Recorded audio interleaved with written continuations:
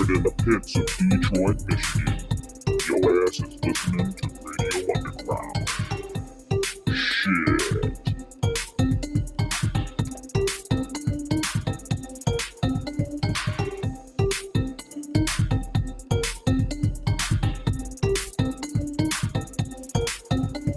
Radio Underground, episode 231. Tonight we go back in time, literally. Yes. Back in time. Yeah. Because of some stupid farmer rule where people only live to be 25 or something. Well, you know, in America, because we're such a heavy agricultural society now. Yes. I make sense. So much agriculture going on in the United States now. Exactly. I get it. As we know. Yeah. Have you heard all the people the different politicians that are fighting either for it or against it, and what their reasons are kind of funny. It's always. whatever they get paid the reason for. Yeah. Like some people are like, oh well, like see people like in this area here, like during the winter at 4:30, they can't do anything anymore because it's dark. Well, okay. So what is actually, if they got rid of it, what would be the right time? This one tonight or the one before? The one now? Or the one yeah, dude, that's the thing. I don't know. I don't know which one's standard. A few years ago, it was going to be, we were going to fall back, and then that would be it. Then we weren't going to do it ever again. So, okay, so tonight it would be that forever. That's or early this tomorrow morning, I should say. Lame. So, I like it being darker later. The growing seasons have changed so drastically anyways. Doesn't matter. Actually, in the summer, it is kind of weird. Like, especially, I mean, I don't have kids, but like you had kids, like, time to go to bed. It's still like way daylight. Yeah. So bright. I get it. It's 10:30. I mean, I get it. They'd have to figure it out, but it's so stupid. It's just. I really don't think. I think you do it, and within 2 years, 3 years, it does not even matter anymore. No, I think it may affect some people at first. Probably. We know that this affects people switching it. I mean, there's a politician yesterday on news radio, and he was like, you know, and you can tell he got this from a scientist, probably a scientific group that paid him to understand their way, and he was like, yeah, you know, it really it helps keep your circadian rhythm in check and blah blah blah. I'm like, fuck you. Yeah. Based on what? Which and the scientist that was when we spring forward in spring, it fucks with our circadian rhythm, so we shouldn't have it, is what you're saying. Yeah. This one will fix it. Our circadian rhythm will be back in check. Therefore, we do not need spring because it's already in check now and it should stay in check. Yes. By that logic, in my head, that's how I see it. Well, and you know, the politician that was bought off by scientists. Well, you know, scientists they're never bought off. No, ever. So I heard they went as far as that like the House or one of them agreed upon it, and they just never implemented it. One did, and then so it goes to the House first, and then the Senate's the second one, right? Yeah. One of them did not approve. Did not pass. Okay. Yeah, because this would have been it. Dude, it was like the first year of COVID, and they were gonna like, this is the time to do it. Let's get it going. And like, because people ain't working now. Now do it. I think when they were first when they brought it up, when the one passed it, it was going to be like this year was going to be it. I think.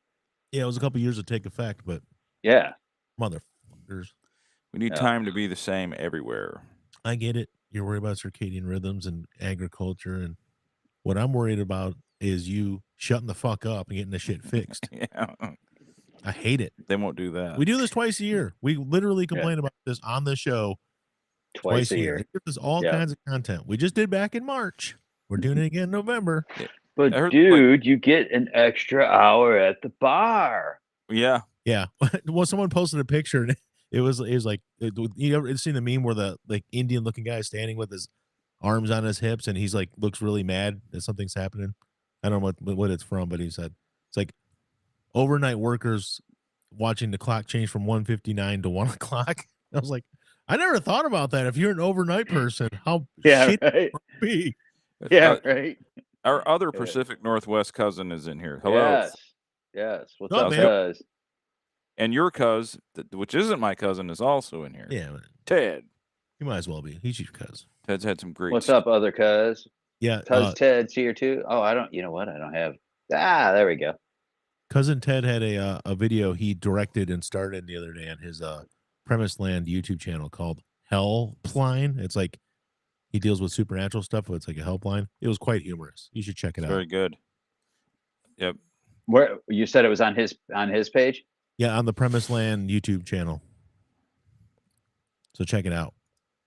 It's climbing up the charts. It had a few hundred views last time I checked. It's doing well. It was doing Charting well. I think it was because of us posting it and sharing it. We probably, Well, of course it was us. you know, it works for other people's videos, just not ours. Right. Yep. We're good hype men. We just can't hype ourselves. It Can't do anything to beat. I'm sorry, 321 views for your video, cousin Ted. It's good. I thought it was quite humorous myself. Mm-hmm. So I agree. it kind of had like a mockumentary type, almost like Office, or like, you know, when they're interviewing people, like a Spinal Tap type thing, where it's kind of like you keep a straight face the whole time, and I don't know how you do it, but it was pretty funny. Check it out. Check it out. It was good. How are things in the Pacific Northwest, Alan and cousin, who's also from the Pacific Northwest? It's been raining Oh, No way. It don't rain there. a little, just a little. Out. It's just a little bit. It's been raining. Yeah. Yeah. I looked up on AI rhymes. Looked up on AI rhymes with cousin, and it recommended Dutch oven. I mean, kind of. It's got the same rhythm going on there, but maybe. I can make it work in a rap song. You can make that work. I'm telling you, someone common Wet. would probably do it. Yeah, Common. Yeah. Common would be like, If anybody can do it, it'd be Common. Dutch oven. I'm like, well, okay, thanks, Common. Yeah. We did have a death. We did. Terry Gar Yes. is dead, man. Yeah. Terry Gar is no longer.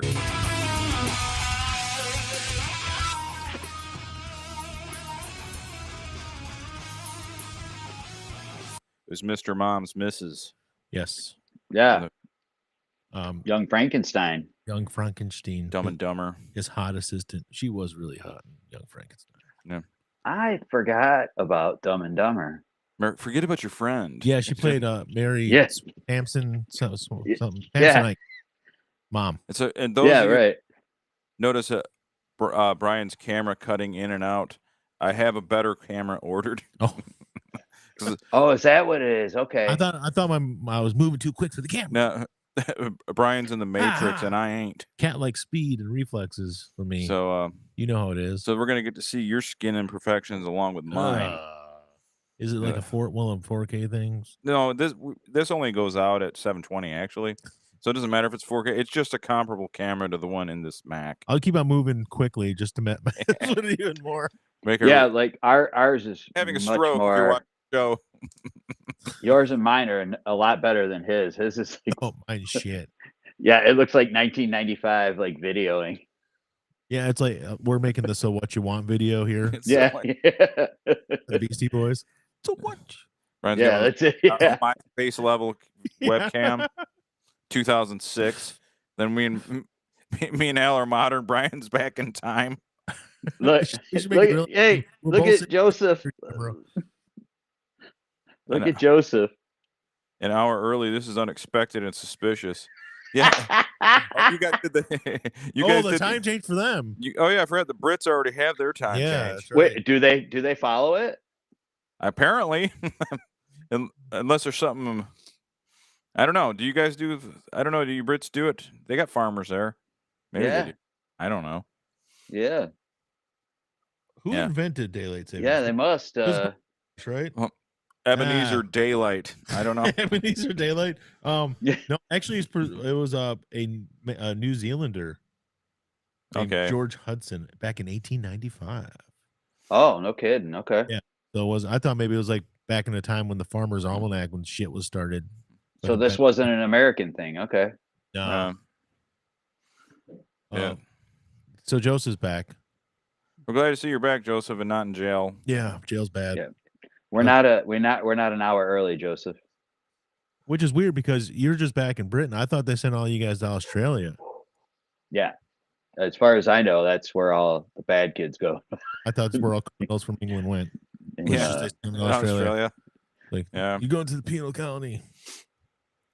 We were the opposite. The overly religious people came here. Yeah. You sent you sent the Puritans. I'd rather have you sent the Puritans to the wrong fucking place. Yeah. Have you ever? Every Australian is funny though. Especially the Australian men, they're almost always funny. Yeah, they don't even they're not even trying to be. We got fucked over, man. I'd rather have those people who are descended from the criminals. They're a lot of fun. Australia just looks like it's a riot, man. Oh yeah, man. Oh yeah, look how wild and crazy it is over there. If you're not getting attacked by some sort of deadly reptile, I'm sure it's cool. Well, yeah, but if they would have came this way, the reptiles would have stayed there, and then all the religious nuts would have had to deal with that shit. Yeah. God would have saved them from those reptiles and stingrays and other stuff. Yep. You know, perhaps. But Terry Gar died. Yeah, she's dead. I was trying to think of other stuff she was in, and there's so many things, but honestly, she was a funny lady. I liked her a lot in Young Frankenstein. She oh yeah. She was great, Mr. Mom. I haven't seen Mr. Mom in forever. It's been so long since I've seen that movie. Dumb and Dumber, it's been a couple of years, which is weird for me. Usually I watch it every year. But you do like Christopher Lee. He did the Lord of the Rings once a year, every year of his life. That's smart. Yeah, you do that with Dumb and Dumber. Yeah, well, it's same level of quality. Yeah, in my opinion. Yeah. Lord of the Rings, yeah, it's okay. But yeah, it's decently written. They don't wear those tuxedos. They don't have lines like, Aspen where the beer flows like wine. Some of those great quotes. I saw some video of some kids dressed up in the suits. Yeah, and they were in a dog go-kart or something. Yeah, that's great. I thought you would share it, but maybe Craig shared it. Oh, it was. I shared it. I'm sure I did. Oh yeah, you shared it. Yeah, that's right. I saw it and I was like, oh God. I was like, nailed it. They're like, yeah, Halloween. Nailed it. Halloween's over now. It's like, nobody else can compare. The people dressing up their kids for Halloween, in stuff like they enjoyed when they were kids, like that. There was one that dressed her kid up like a Treyu, and he was pulling the horse, and it was just in the mud bog behind him and stuff. It's the dead horse. Some of those are just those are top tier Halloween. Yeah. Love it. I was always the most basic bitch Halloween person. Yeah. I would go to Halloween USA like, oh, Roman. Yeah, Roman. Roman's like me. Hockey mask. Yeah. Just a hockey mask. Yep. Yeah, there's an old picture of me and Aaron doing the Roman salute in the Roman outfits. I hope we never find that one again. Joseph said, talking about old shows and movies, shit, it's been long since I last watched Cheech and Chong. Yeah, it's been a while for me, actually. I haven't watched Cheech and Chong in probably 25 years. I kept on thinking about the one the other day where Stacy Keach turned into a lizard man. Yeah. At the end, I think it was next movie. Maybe I'm wrong, but that's the one. Oh yeah, that was after. Yeah, that was the second one he was in.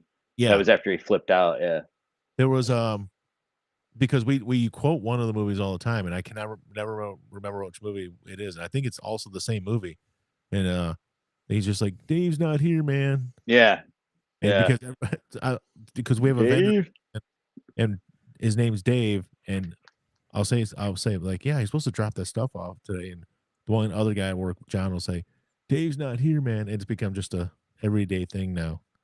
It's kind of lost its luster, but it's fine. Yeah, we love quoting old movies. Dave's not here, man. I haven't seen it so long. I've forgotten a lot of it. I just remember when that chick snorted Ajax. I remember that. I literally think that's the same movie. Also, is it? Oh, that's Up in Smoke. Is it Up in Smoke? Okay. Yeah. Well, yeah, like all right, Dave. The Dave bit is from an album, and then they put it in a movie afterward. Yeah. Yeah, it started in their I think it was their first album, their first comedy album. Yeah, I'm sure it was. And then it was put in a movie afterward. Yeah. Paul Rubens was in the movie also. Yeah, that's Up in Smoke, I believe. Okay. I think it's the same one where they come back from Mexico and they got a truck made of weed. Like Yeah. yeah. Okay. Yeah. So, I'm pretty sure it's Up in Smoke. One of your neighbors is walking around the car out there looking for something, and it's not even a cell phone. It's like they got a whole fucking tablet in their hand. Oh, do they? Like trying to use it for lights. Or she is really dainty with the smallest hands ever, and that phone's just normal size. Which it's like, that's the kind of woman you gotta want to marry, small hands. Yeah. You know. Yeah, it looks big. Makes your dick look big.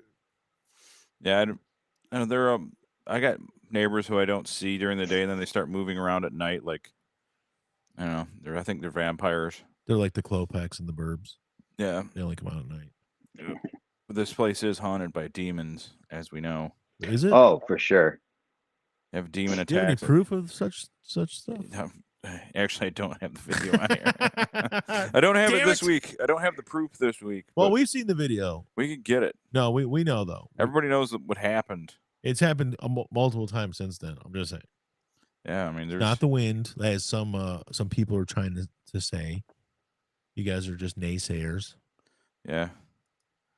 You don't think we know the difference between wind and demons? Yeah. It could be like a demon wind, I guess. Yeah. Oh, that was a total demon. Yeah. Totally. And it came back. Sometimes yeah. they come explain back. how it happened a second time.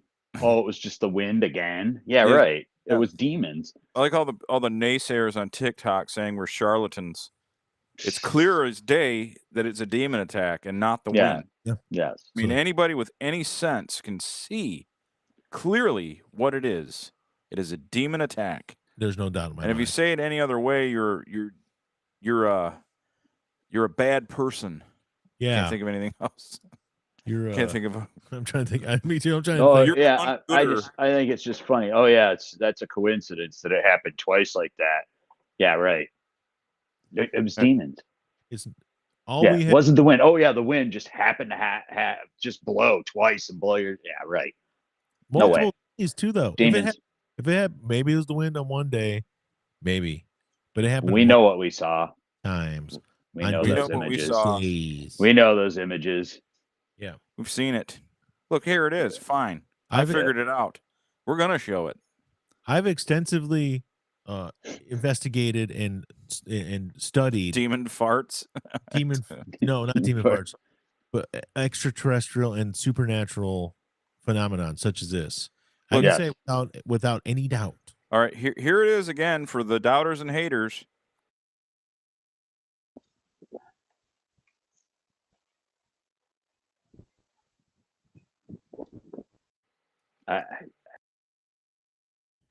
Can't deny it. You cannot deny that. Sorry.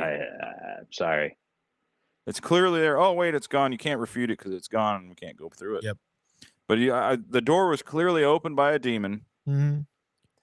Came through the portal of hell. It's fucking around my door and attacking me, scratching me. Yep. These things keep happening. Yep. All because I played a Ouija board when we were about, 6th grade? Me and Brian got into a fight. It caused us to fight, though. No, me and Brian, this is a true story. Yeah. We were on a Ouija board. Me and Brian have always gotten along. We butt heads here and there. Yeah, occasionally. Nothing major. Well, that day, we were trying to contact a demon with a Parker Brothers Ouija board. Mm-hmm. Probably, 1990? About 89? 90, yeah, right around there. So someone pantsed Brian. I think it was a demon. So I got possessed by the demon, and the demon forced me to pants him, yank his pants down in front of all the friends and embarrass him. Yep. And then the demon got in him, made him attack me for pantsing him, and we got into a fight. Yeah. I mean, I know to this day, because there was that smelling of sulfur in the air like you get with demon attacks. That's demons. Yeah. I could smell it. We know that. That was funny, though. We did legitimately get into a fight. We did. Playing Ouija board. And it was probably, if there was a film of it, it would have been the weakest fight ever filmed. At least top three. Yeah. Someone pantsed me. But we were trying to fight in the dark for one thing. Oh, yeah. We were in a dark basement trying to fist fight. I'm fucking swinging at air, hoping I hit his head. It was quite a fight. He did launch me over I went flying. You got mad. I got mad. That hit his demon strength and shoved me. Yeah, the demon. And that's when I was like, I was shocked because I was like, oh, I just got possessed by a demon. Also, they got possessed by a demon, pantsed me, and then that same demon possessed me and caused me to lash out at them. It happened. Yeah. Okay, but we won't bore you with any more demonic stuff because it's self-evident truth at this point. It doesn't even need to be talked about or refuted. No, all the supernatural time of the year is gone. Halloween and Day of the Dead are both over. We don't have to worry about any more supernatural phenomena. No. Now, what's this about E. coli hilarity? What is this? Well, have you guys heard about the McDonald's stuff with all the E. coli poisoning and everything the last week or so? No. Yeah, it sounds delicious. Like 80 people have been poisoned by E. coli from McDonald's. Yeah, sounds delicious. Yeah. So I'm loving it. It was start off. They said it was about 40 people, and they're like, well, it can't be the burgers because they sourced their meat from different sources, and it didn't matter where they were getting. Yeah, so they said it was the onions. It was the onions. Yeah, they were getting all the onions for their burgers, and it was quarter pounders. So it was like they use because apparently they use different onions on different. They do. It was the quarter pounder onions from a place in California. Something's going on. They got E. coli. Well, it started off and it was like 35 or 40 people sick, and one person died, and then it turned into like 80, and I think 2 people had died. But they talked to one lady who, and I didn't mean to laugh at this poor lady, but it was the way she was talking. I had just gotten out of work. It was Friday afternoon. I was happy because I didn't have to work. And I was like, yeah, I'm out of work. I'm like kind of giddy, you know? Yeah. And I'm hearing this story. And so they're like, her husband, who he's 80 years old, by the way. This guy was 80. So it wasn't like he was like spring chicken. He probably had a bunch of health issues and then also got E. coli poisoning and died. So sucks. Whatever. It sucks. But they're like, the days leading up to this, the 5 days leading up to this, he had McDonald's 3 times. I'm like, 3 times? Well, that probably killed him. 3 times. E. coli. And then he had it one of the days he was in the hospital suffering from E. coli poisoning. He ate at it again in the hospital. I was like, what? And then they talked to his wife, and she sounds like she's not quite. God rest her soul. You know, your Nietzsche had the speech thing. Yeah. But like a Boomhauer type thing. But they're from Colorado, so I don't know where this accent came from. So I can understand her, but barely. She's like, when they're in the hospital, oh God, and then no. I took the onions off. I didn't want onions. I took it off my burger, and I gave him the extra onions. And I kind of feel bad about that now because I think I might have helped kill him. And I laughed and laughed so hard at her killing her husband. Why didn't you tell me? I would have got the video. It was no video. I don't even know what source this came from. Okay, it was just on news radio, and I'll see if I can find it. If I can find laughed so hard. I would have ripped the video and I would have put it up. She took the onions off of her burger, her quarter pounder, and gave them to him. So she gave him like extra E. coli. She kept giving him. I helped kill him. Here's an onion cheddar burger. So they're now suing McDonald's for $5 million. So no, she's suing him for $5 million. Yeah, he ain't getting anything. It sounds like dead. The daughter was like, she's like, well, just right. We're trying, you know, we lost our dad, and so I'm like, yeah, your dad wasn't making $5 million. So I mean, he's eating McDonald's 4 times a week. He might have made $1 million a year. I mean, it's not. I mean, that's expensive eating at that place. 3 quarter pounders a week. Yeah, well, yeah, at least 3. It sounded like he had a 4th one while he was in the hospital. You know? Yeah, I mean that's. And I'm not stereotyping anybody, but based on the mother's mumbling and speech impediment, Dad wasn't making $1 million a year. No, but they were somehow affording those $17 quarter pounders. Well, I've in my years on this earth, I've noticed that most of the people that go to McDonald's, A, shouldn't be buying it, and B, probably can't afford it. They don't want to cook. And I'm sitting right here. You can afford it. You're single. No. You're single. Yeah. My health can't afford it. No, it's true. And it's kind of funny because we wanted to get some McDonald's. I haven't had it quite a little bit. I'm like, let's get some McDonald's. I really want some fries and stuff. And then all of a sudden we didn't go, and then the E. coli break out. I actually probably eat McDonald's least of all the majors. Probably with me too. Taco Bell. Oh, for sure. for Wendy's sure. probably second, maybe Subway. If I was eating fast food, it'd be Taco Bell and Wendy's probably mostly. I do love a McDonald's breakfast burrito. I do love them. I can eat like 5. Are they still $1? No, I don't think so. They were the best. They're like absolutely perfect with that picante sauce. Oh yeah. Yeah. I mean, suck them down. Just suck them down. Whatever. Cancer cancer wraps. I don't give a shit what they are. They're delicious. And they were great with hangovers. You go eat like 5 of them in the morning. Yeah. I was talking to coworkers about stuff that tastes good, but it grosses you out because it's texture. And I said custard and egg drop soup. And then one woman's like, why is that? I go, I can't say. Because you're a woman. I can't tell you why. Then you got it right away, without me saying Semen. it. Yeah, egg drops like gargling cum. It tastes so good, though. It grosses me out. What's that called? Like custard stuff? Custard. Yeah. Not the guy that was unjustly murdered by evil natives. Yes. I'm talking about Custard's last stand. No, but custard, and it's just gross. It tastes good, but again, it's the texture. And on a less overly sexual thing, the mushrooms, they taste good, but the texture sometimes slimy. I get it. It's like eating a slug. Yeah, those are the ones I hate on pizza, like the ones that are in the jars that are like in water or whatever. Yeah, take it out. That's fine. Yeah, but no, I get it. I used to be really bad with custard or actually I don't like tapioca pudding, so never mind. Oh, I'm not a fan. The problem with it is that rice, man. I used to hate rice pudding, and now I don't. That's it. Yeah, it's pretty good. It's cinnamony like, and especially if you get it from like the Mexican town bakery or something down in right. Yeah, always better. I don't know what they put in it, but speaking of Mexican town, the LA Dodgers won.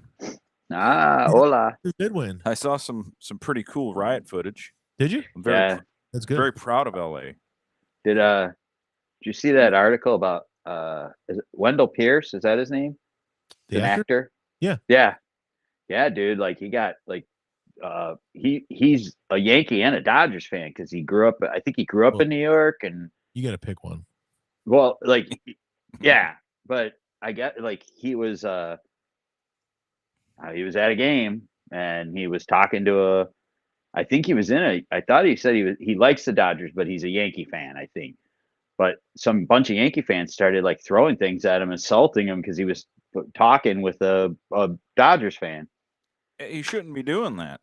It's true. Stick to your own kind. What is this? Did you don't talk to a non-white. Like they do in prison. Mm. Like the one guy, they cut his lips off because he drank from a black guy's fucking. Yeah. You stick to your own guy, man. That's we're talking about prison. In prison, yes.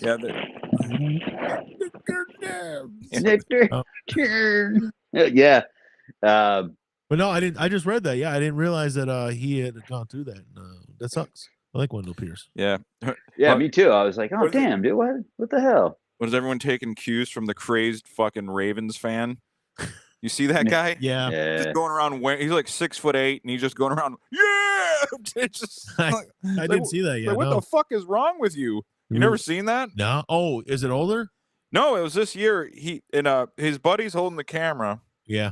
He's like, we got a straggler. We got a straggler, meaning Reds Commanders fans walking around, and like they're like, "What are you doing?" And all of a sudden, you just start. Wow. Just beating. It's pretty terrible, actually. Wow. You've never seen it? No, I guess not. No. But my favorite part of the World Series this year was everybody finally got to see how fucking terrible Yankees fans are. Yeah. They're horrible. Yep. They're horrible. Yep. They suck, and I hate them. And I've always hated them, but I hate them more now. The whole holding Mookie Betts up on the wall and trying to pry the ball out of his hand, and and holding him there and then laughing about it. And then when he get kicked out, people were like cheering them and saying, "Good job," and patting him on the back and shit. And they're just horrible people. Oh, I feel like Ryan's will be this week in Portland and Seattle. Yeah. Yeah. I'm gonna stay. I stay on the peninsula. Yeah, stay inland. Yeah. I stay on the peninsula. I'm out. I'm away from them. I'm this. Yeah. I'm west. I'm west. I'll stay on my side. Stay on your side of the peninsula. Yeah, I'll stay on my side. I know my place. They're gonna rebuild Chaz or Chop or whatever they call it. Yeah, I know my place, and it's over here. The same night that Mookie Betts thing happened, did you see the because October is Stand Up to Cancer Month? Yeah. And they had all the people stand on the field and hold a little plaque and say who they were honoring, who had fought cancer and stuff. And one of the guys who used to be on ESPN, Charlie Steiner, is fighting it now, but he's a Dodgers announcer. So Dave Roberts and somebody else had him on the plaque. But Freddie Freeman had his mom's name on there. And Freddie Freeman torched the fucking Yankees in the World Series. He had like 5 home runs, batted over 300, 12 RBIs in the World Series. And he had his mom's name on there, and they're like, "Boo!" Are you serious? I swear to God. Right as they showed his face, there was like, "Boo!" This is why sports. Wow. I was like, "Fuck you." So people were like, "Oh, I want Dodgers to go back to LA and win it on their home field." I'm like, "No, I want them to win it in New York." Oh yeah. Field, in front of those fucking fans' faces and rub it in their fucking faces because fuck them.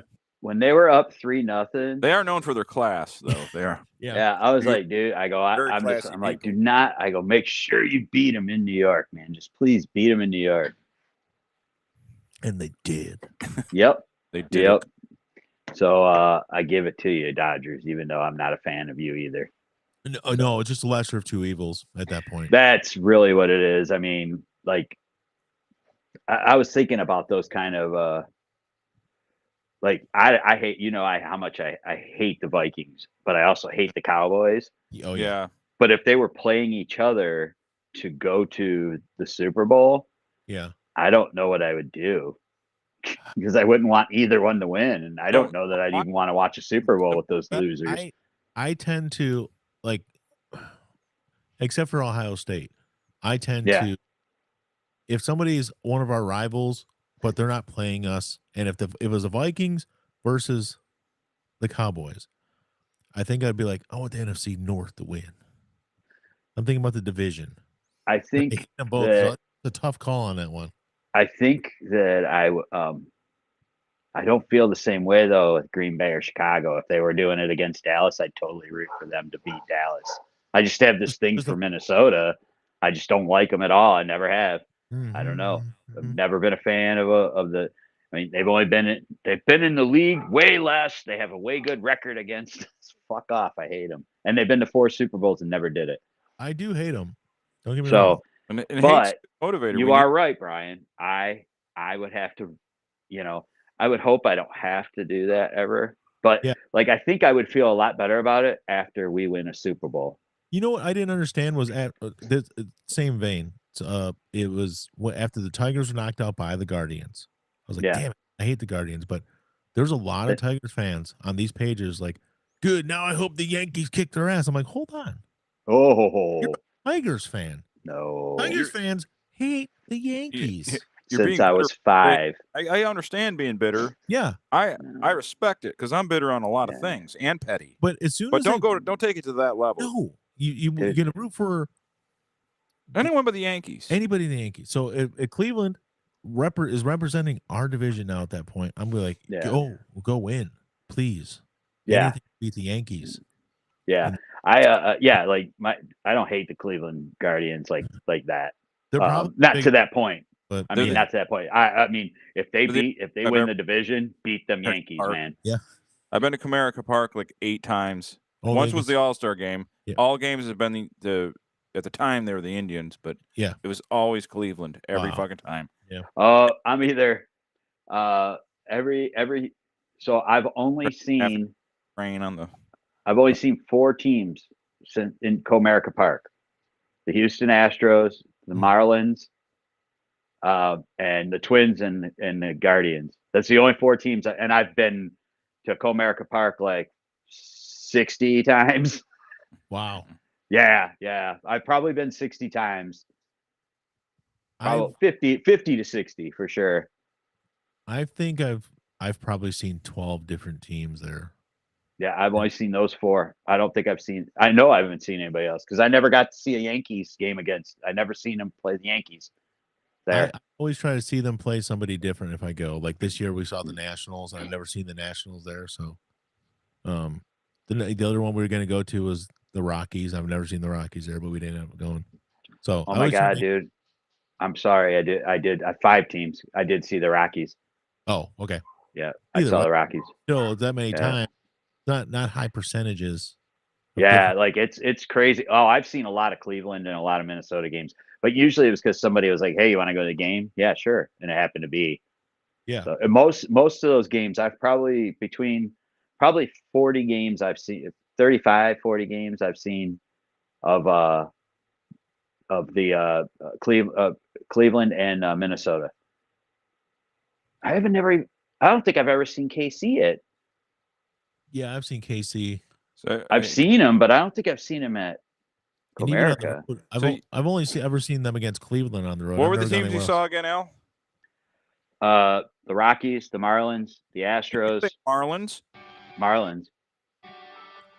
Strikeouts, base hits, double plays. I like the Marlins too, and so does Scott Stapp.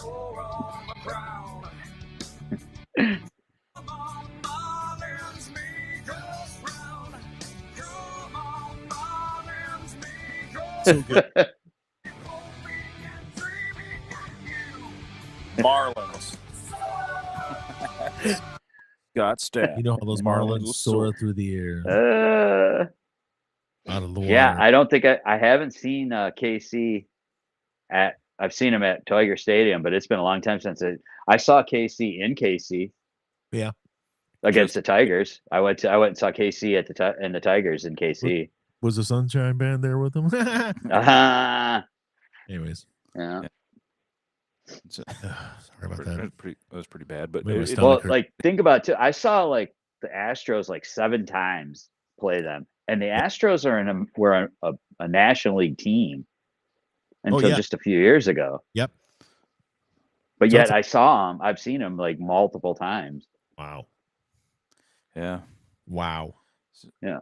So speaking of athletes, and there's modern athletes are great, but were they as good as the daredevil athletes of the 70s?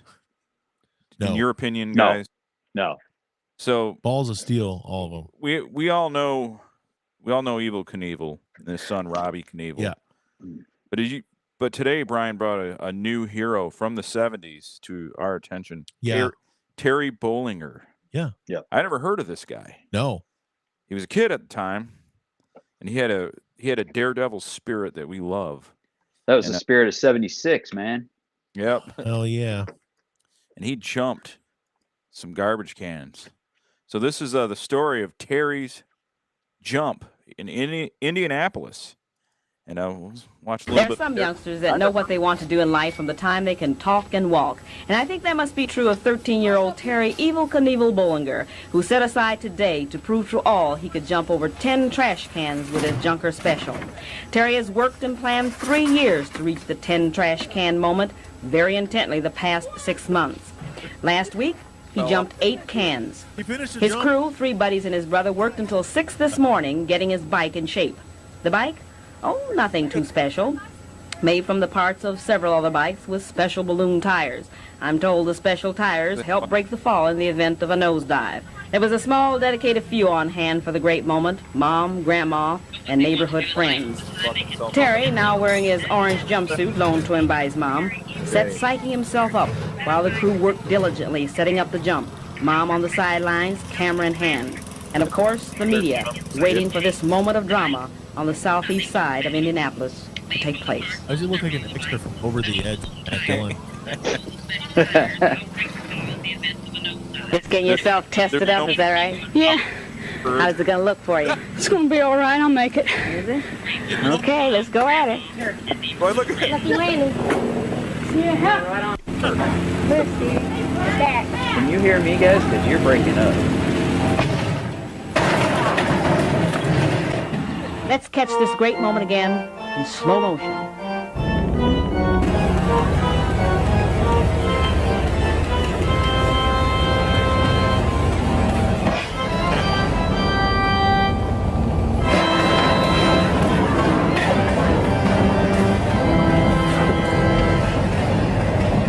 How you feel?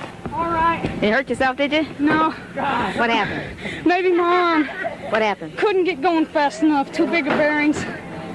When you gonna try it again? Next Monday. Next Monday. Okay, we'll look for you there. All right, No, thanks. we really would. That was Because you got hurt. It's like, oh, next 70s. Monday. It's like, It's the no, 70s. next Monday. You're like, oh, cool. We'll be back. Yeah, film it. So- No, but filmed it. So like when you guys play videos, Yeah. like I can see the video, but it just skips and chops, and then I hear you just cutting in and out. Oh, really? Yeah. I mean, I know it. I know the video though. I already watched it. So Yeah. I hope the fans. Yeah. I hope our legions of fans are getting a good, Yeah. good. yeah. So A couple things about old Terry there. First thing is Terry's mom's wonderful taste in attire yeah. Yeah. is amazing. Second to none. She's a Oh, yeah. partier. She's a rowdy one. I can tell you that. Yeah, based on that. That fucking jumpsuit. Woo wee. So, and then second of all, to have the fucking news There you go. filming that. Yep. I mean, how fucking, dude, like everybody I showed it to is like Terry forever Terry. He's an American treasure. Oh yeah. He's like- He's an And, American treasure. and- Yeah.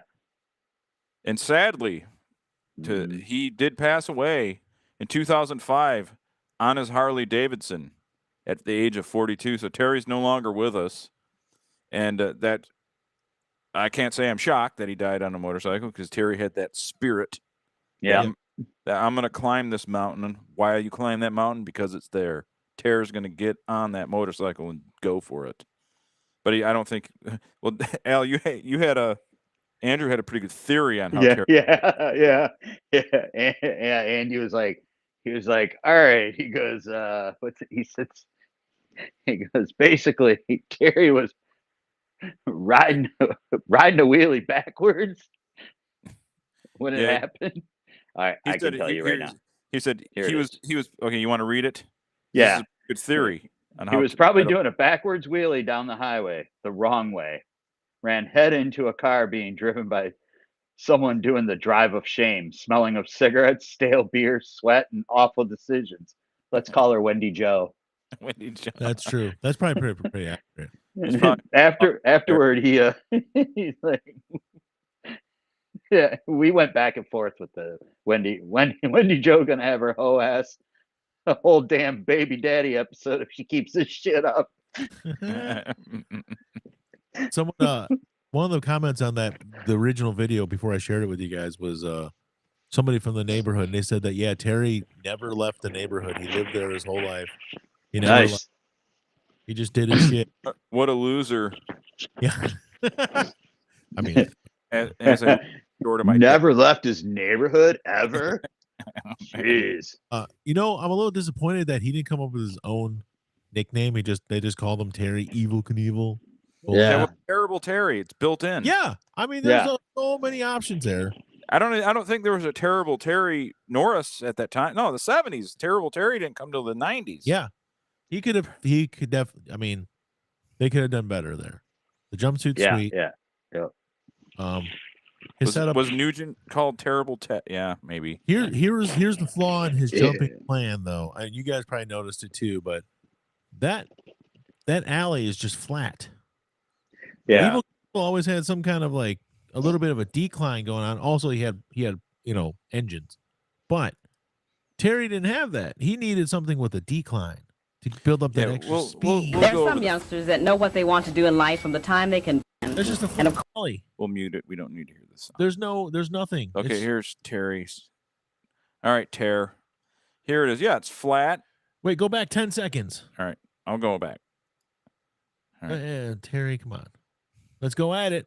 She just like, Here we go. She pats him. Go ahead and go Watch out there. just before he gets to that ramp. Watch his front tire, and he kind of does a little. It's a little crooked. He's not riding. He's riding hard, but he's not riding as straight as he should be. He lost some momentum there. He did, and I think he could have cleared it if he would just not did the, when you get going really quick and you do the handlebar thing, and he did it too much. He had too much wiggle there. That he hit so solidly on that last stretch. That greatly designed. I'm starting to think that ramp would have, even if he had made it, it would have broke. Look how it just shatters. Yeah. At the beginning, the first jump. Yeah. Before the very first jump they showed, where he just did one. Look at the structural integrity just gave right out. Well, he hit right into the support. I think it might have held the weight. If you watch the beginning of this video, Mike, go all the way back. The main beginning. The main beginning. Yep. Okay. Watch this jump here. Yeah. Also, that alley is looks dangerous. I'm just saying. A lot of overgrowth. Nah, man, that looks like a normal alley, man. Watch. So here he is. It's the same ramp. He hit it. He landed it. Okay. I think he's okay. Oh, yep. He fell out of nowhere. I mean, he can't ride a bike regularly. The jumps, he's fine though. Let's have this uncoordinated kid do this. Also, Great at one idea. point when he talks, I thought he kind of sounded like Jeff. Or a little special balloon tires. I'm Yeah, told he's the got special Southern. tires help break the fall in the event of a nosedive. Well, he's from there was a small, Indianapolis. dedicated few on hand for the great moment. Yeah, Mom, kinda grandma, a little bit of and neighborhood friends. Yeah, he's Terry, from now wearing his Indianapolis. orange jumpsuit loaned to him by his mom, sets psyching himself up Well- while the crew worked diligently setting up the jump. Mom on the sidelines, camera in hand. And of course, the media, waiting for this moment of drama on the southeast side of Indianapolis to take place. Terry's by God American hero. Let's go, Terry. Yeah. getting Yeah, yourself he's from tested what, up, is that Indianapolis, right? is that right? How's it gonna look for you? It's gonna be all right. I'll make it. Do you hear? Okay, let's go at it. Or is it just the auto qual? Lucky landing. Yeah. Let's see. Back.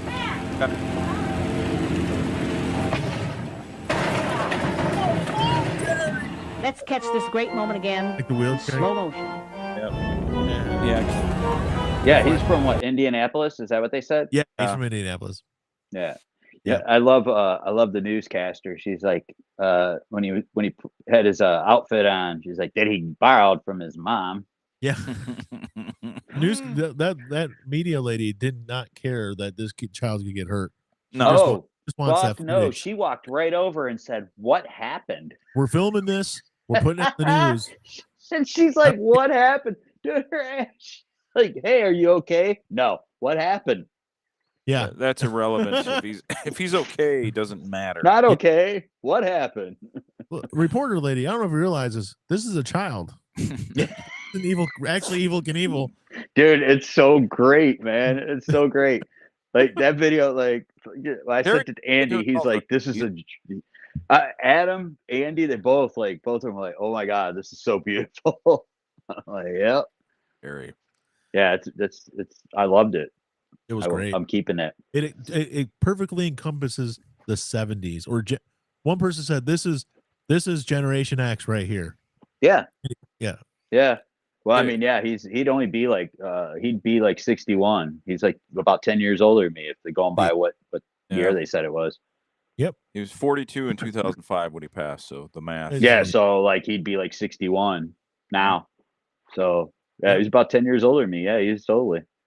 Yeah. Yep. Good old Terry. Yeah. Well, I think that it's only fitting that we give Terry a Forever Terry Bollinger tribute, Round. Yep. Here you go, Terry. A posthumous dethroned. I'm gonna do like the baseball players do. Yeah.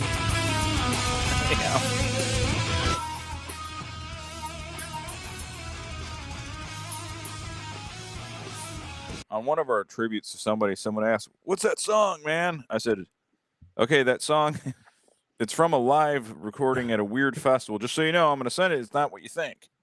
It's God dethroned at a weird festival." Yeah. But in that one part, the guitar kicks up so loud. Yeah. Yeah. The rest of the song It's so different than the rest of the song. Well, the song, I like the song, I'm but just joking around. most people think it's like some emotional, like song. Oh It sounds very yeah. emotional. but it's really it's a super good song. Oh yeah. It's just that one. It's that solo. It's like the death metal song. Though, doesn't sound like a death metal song. When it's so out of left field. Yeah, it's like it makes no sense in the song structure. Yeah, the God dethroned the. It's they're straight up death metal, but that in case people like that. Yeah, it is a death metal song. It is.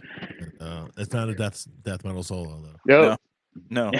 We just saw that at Obscene Extreme, right? Yeah, it was. We saw him playing, and that's not a studio recording. That's their live. The live. Yeah. From that particular. I got to go to Obscene Extreme. I really do. Got to figure it out. I don't leave the house though. That's my problem. Damn. Maybe you if only you could leave the house. Yeah. Maybe they could. Yeah, like Brian said, only you could leave the house and just get to the airport, and Mr. T, we'll BA Baracus your ass, knock you out. And next thing you know, you'll be in the check. Yeah, I'll have to play my Nintendo Switch for 8 hours. I can just imagine Mike in a parachute, just like. You always do, Mr. T. There's like playing with a fucking parachute. I was like, oh, it's floating. I don't know how he landed, didn't break his fucking legs or anything. It's fine. He just rakes the cornfield. Yeah, he was fine. Just hit some tree limbs on the way down because he can't direct himself in the parachute because he's fucking knocked out. But they don't care about that. He'll be fine. He'll make it. Water landing, he just. Nope. That's funny. Yeah. Yeah, but they need to find a way to move Obscene Extreme here. I think the Metro Detroit area would be the perfect. Yeah. Where they get like 50 people to show up. Obscene Extreme comes to Detroit. We don't get a lot of outdoor festivals. It might be a big hit. You never know. We really don't. We don't get any really good ones. No, Lollapalooza doesn't go anywhere anymore. Warped Tour is coming back this coming year, but are they? Yeah, for the 30th, I think. Oh. 30th anniversary? Yeah, sounds right. So they're going back. They're doing another Warped Tour this year. They probably just do it every 5 years. The Warped Tour is 30 years old. Wow. Yeah. Mm-hmm. That makes me feel really. Yeah. But they could do that here. Just have something like that, an open air fest 2-day thing here, and probably be a huge hit. Oh, actually, technically, they do faster horses, but that sucks. I mean, some what? of the chicks. Oh, is that at the? It's country. It's the redneck one. The redneck country one. But it is. Yeah. The chicks are hot, but I'm not in the music. No, the music's so hot. Or that's the problem. Frank used to go every year, and those he went the year the dudes didn't ventilate their fucking generators right, and they perished. There was also there's somebody disappeared in the woods, and they couldn't find them for a day or two. Yeah, my nephew, he got so wasted at faster horses, and they found him in the woods. Yeah. Well, no, even besides him though, that was legitimately somebody else that happened to the same year as the death people. Yeah. Your nephew? My nephew. I won't say his name, but the one that had kids now, and he's an adult. But he got so plastered that he got found in the woods. He got found in the woods. They brought him to the hospital, and then my brother-in-law had to drive out to wherever, the Brooklyn or wherever they have it, to get him. Oh man! The year when the guys didn't ventilate and they had the thing going in the camper, the generator and stuff. Brooklyn, Michigan, folks. Yeah, Brooklyn, Michigan. Yes. But I remember that when it happened, there were like 3 people died. I'm like, oh shit! I texted Frank immediately because I thought for sure it was Frank and he was dead. Yeah, if there was someone that didn't ventilate and got drunk and passed out, it would be Frank. He was so wasted. Yeah, every time. He doesn't go anymore. No, he don't go anywhere. He's got him a woman. So he don't do nothing. Yeah, it's all over. Fun. It's all over. Yeah, it's all over. There's no more faster horses. No more. That's a done deal. No more anything. It's all done. Life's over. You got cornhole and work. Yeah, cornhole, work, garage. Yeah, that's it. You guys get a lot of political calls on your phone? Yeah. You mean the messages from All different numbers. Yeah. My actually just automatically screens them, and it'll tell you. It just says immediately political call on my phone. I got over. I don't know. I probably get 70 per day. I don't get that from many. different Holy numbers. Shit. Yeah. Yeah. So you have a way of getting rid of them, Brian? A mug. Okay, I bought my dad a Trump mug. Yeah. Okay. And that put me on a grid. You're on the list now. Yeah, that put me on a fucking grid of nothing but. And it's not just Trump, the Democrat, like Kamala Harris. Oh, I got put on a grid of all, and then I got what's his name, Marlinga. He's texting me. Yep. Oh, I got both sides. It don't matter. Whitmer. Yep. What's that guy's name? Whitmer's texting you for a booty call. Yeah, I wish. Oh, hell yeah. God, it'd be the greatest day of my life. Tudor Dixon and Whitmer. Yeah. The sandwich. I'd like to Tulsi Gabbard. I'd like to. Oh yeah, who could forget the sandwich though? That was just that happened 2 years ago. Yeah. Dixon Whitmer. Oh yeah. Dixon. Tudor Dixon Whitmer. I'll have my Dixon Whitmer. What a tasty one. With all the political calls, I've ranted about her so many times. My desire. Yeah. I don't want to do it again. I've and maybe people will go along with this. I don't know, but I have decided to put forth of it an initiative, if you will, where all people of all races and colors and political ideologies and everything come together and burn every single political call center down to the ground. Should. I agree. Join me. I have to step away for a moment, gentlemen. Yeah, okay. It's too much. And Alan's being attacked by a demon. I see it. I saw the shadow of the demon. I knew it. I thought I saw it earlier. I didn't want to say, hey, there's a demon there. I don't want to scare him too much. But as you can see, the door's cracked open, and if you look through that crack, and we'll maximize just his camera, you can see there is a demon. Yeah. Right back there. Why does he do landscape with his phone, by the way?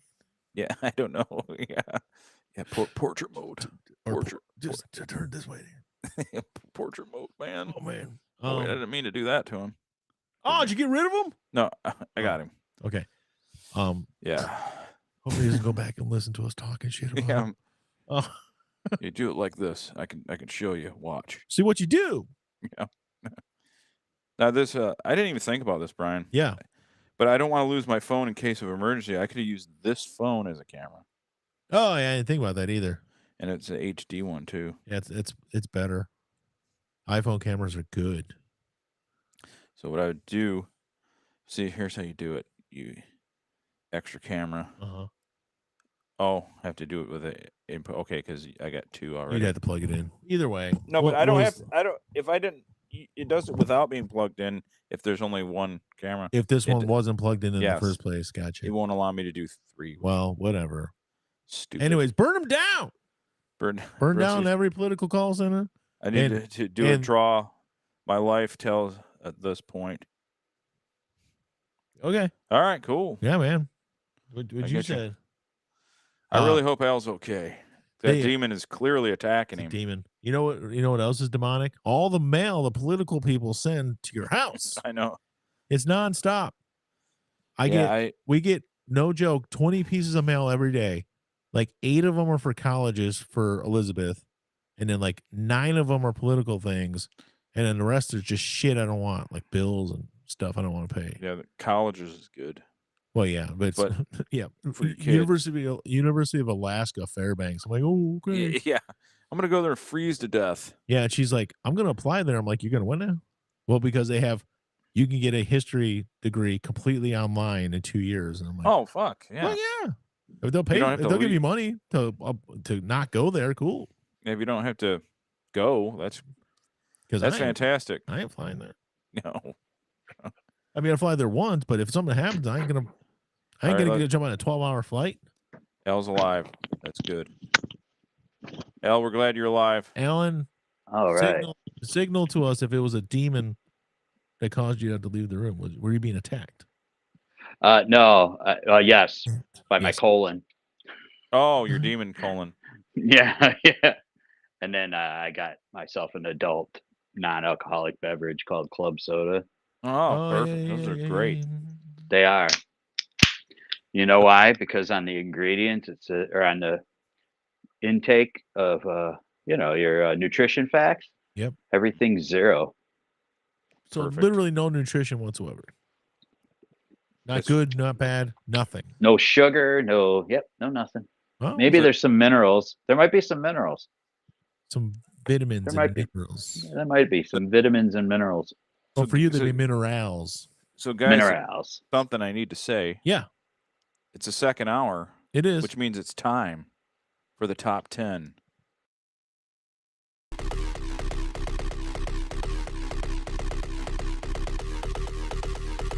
Top 10 list of the week. Top 10 list of the week.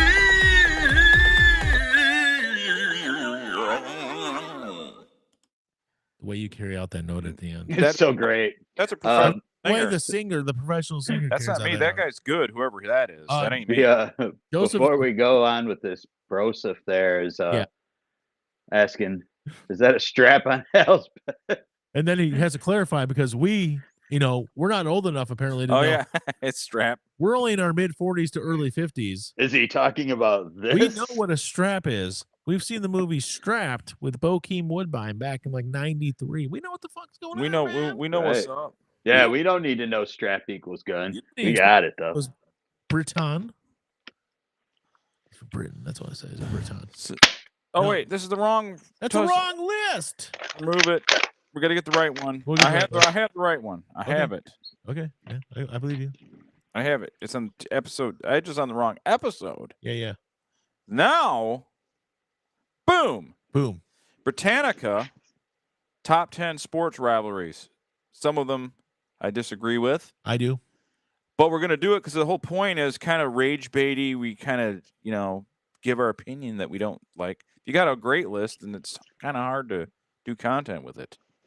So at number 10, they got Green Bay Packers versus Chicago Bears. I hate both teams. And this rivalry was probably good 50 years ago. It's sucks. Green Bay's been okay. It's the most.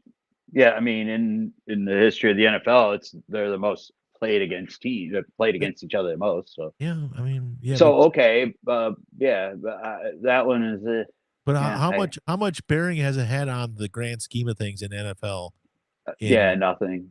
Yes, I mean, not since the 60s. And I would say the same 50s. thing for number 9. And the number 9, Magic versus Bird. Yeah, the Celtics are good again. The Lakers are not as good now, but they were a couple of years ago. Yeah, both teams have not been good at the same time in quite a long time since the 80s. It's been a long time, yeah. Even when Boston won their title, the Lakers weren't good that year, really.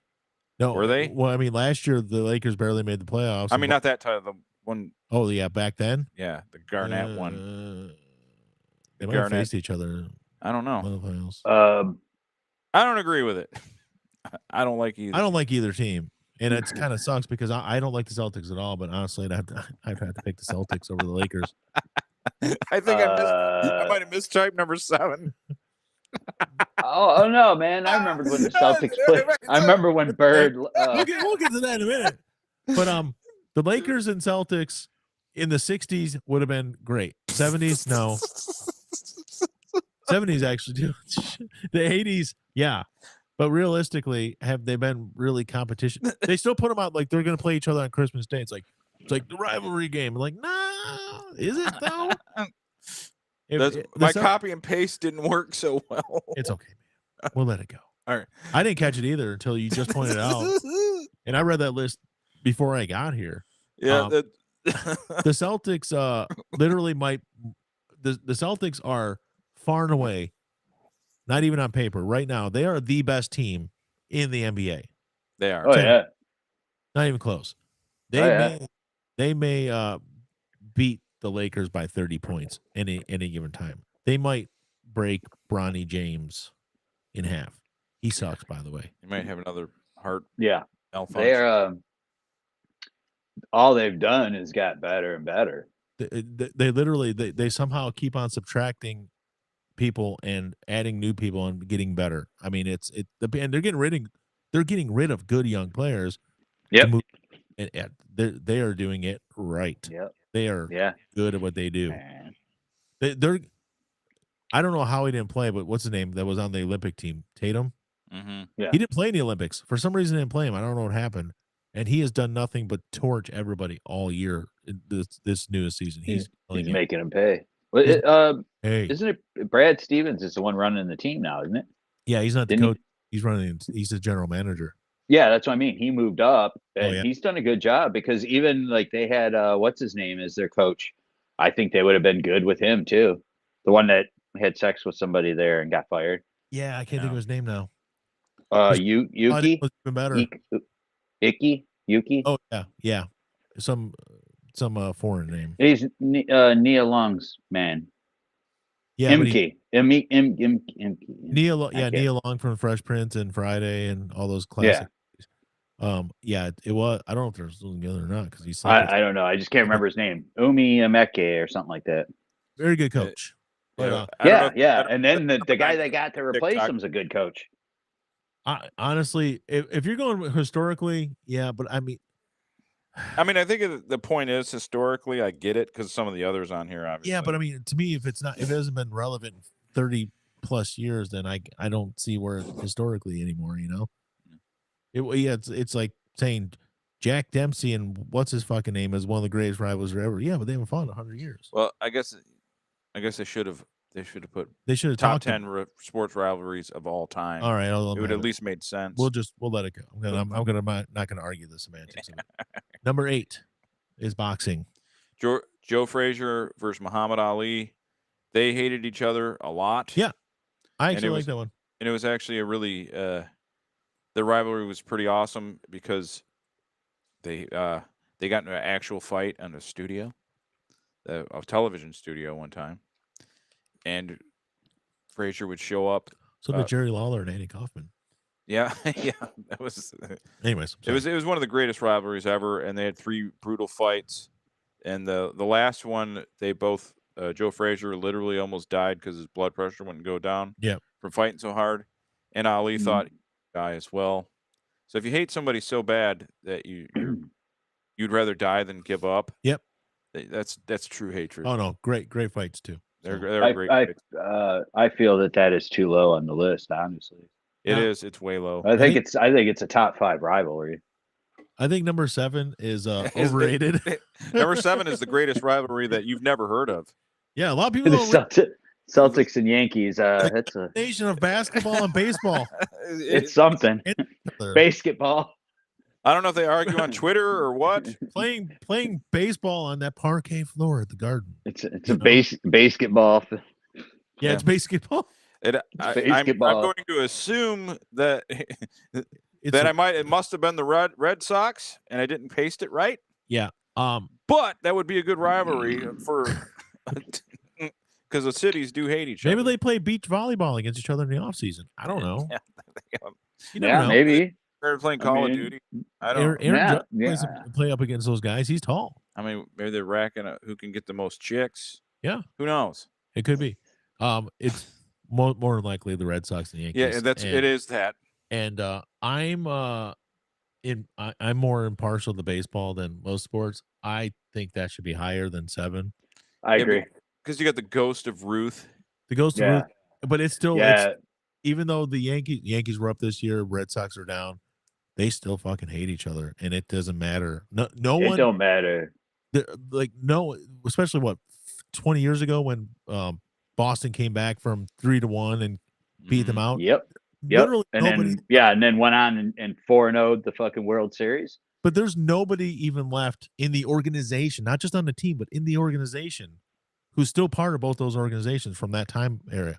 Yeah, and they still fucking hate each other.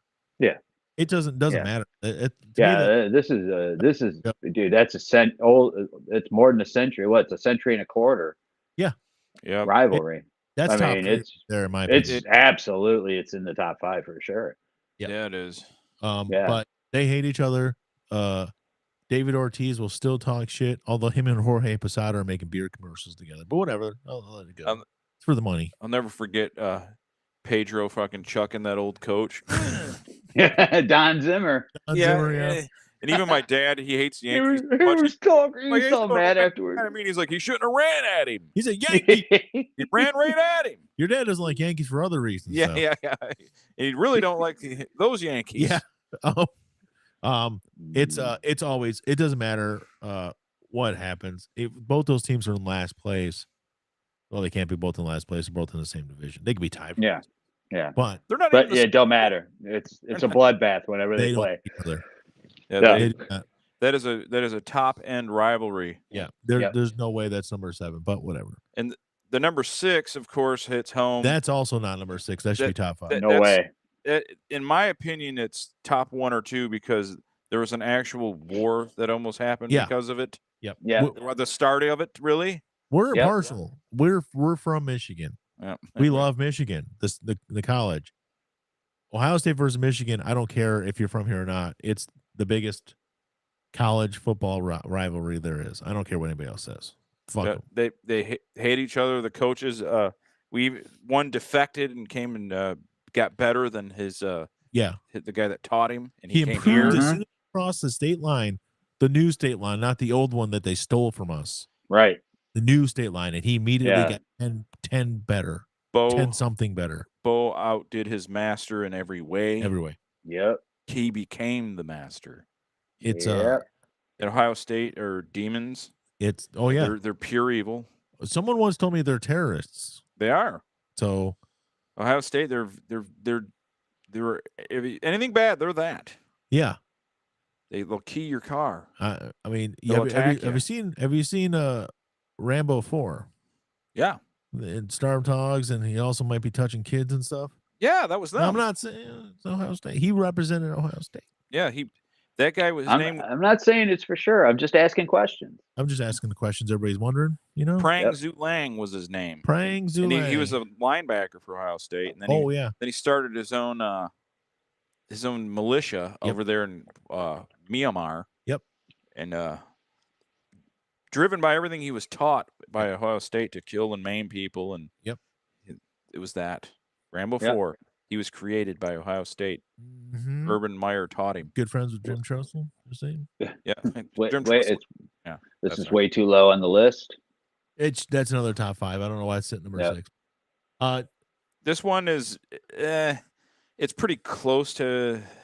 Do they really get like mean with each other though? I mean, or is it kind of like they're their little brother? They just smack each other a little bit. And don't really Duke get and too North bad. Carolina is it's a basketball rivalry, and it's like, to me, it's like.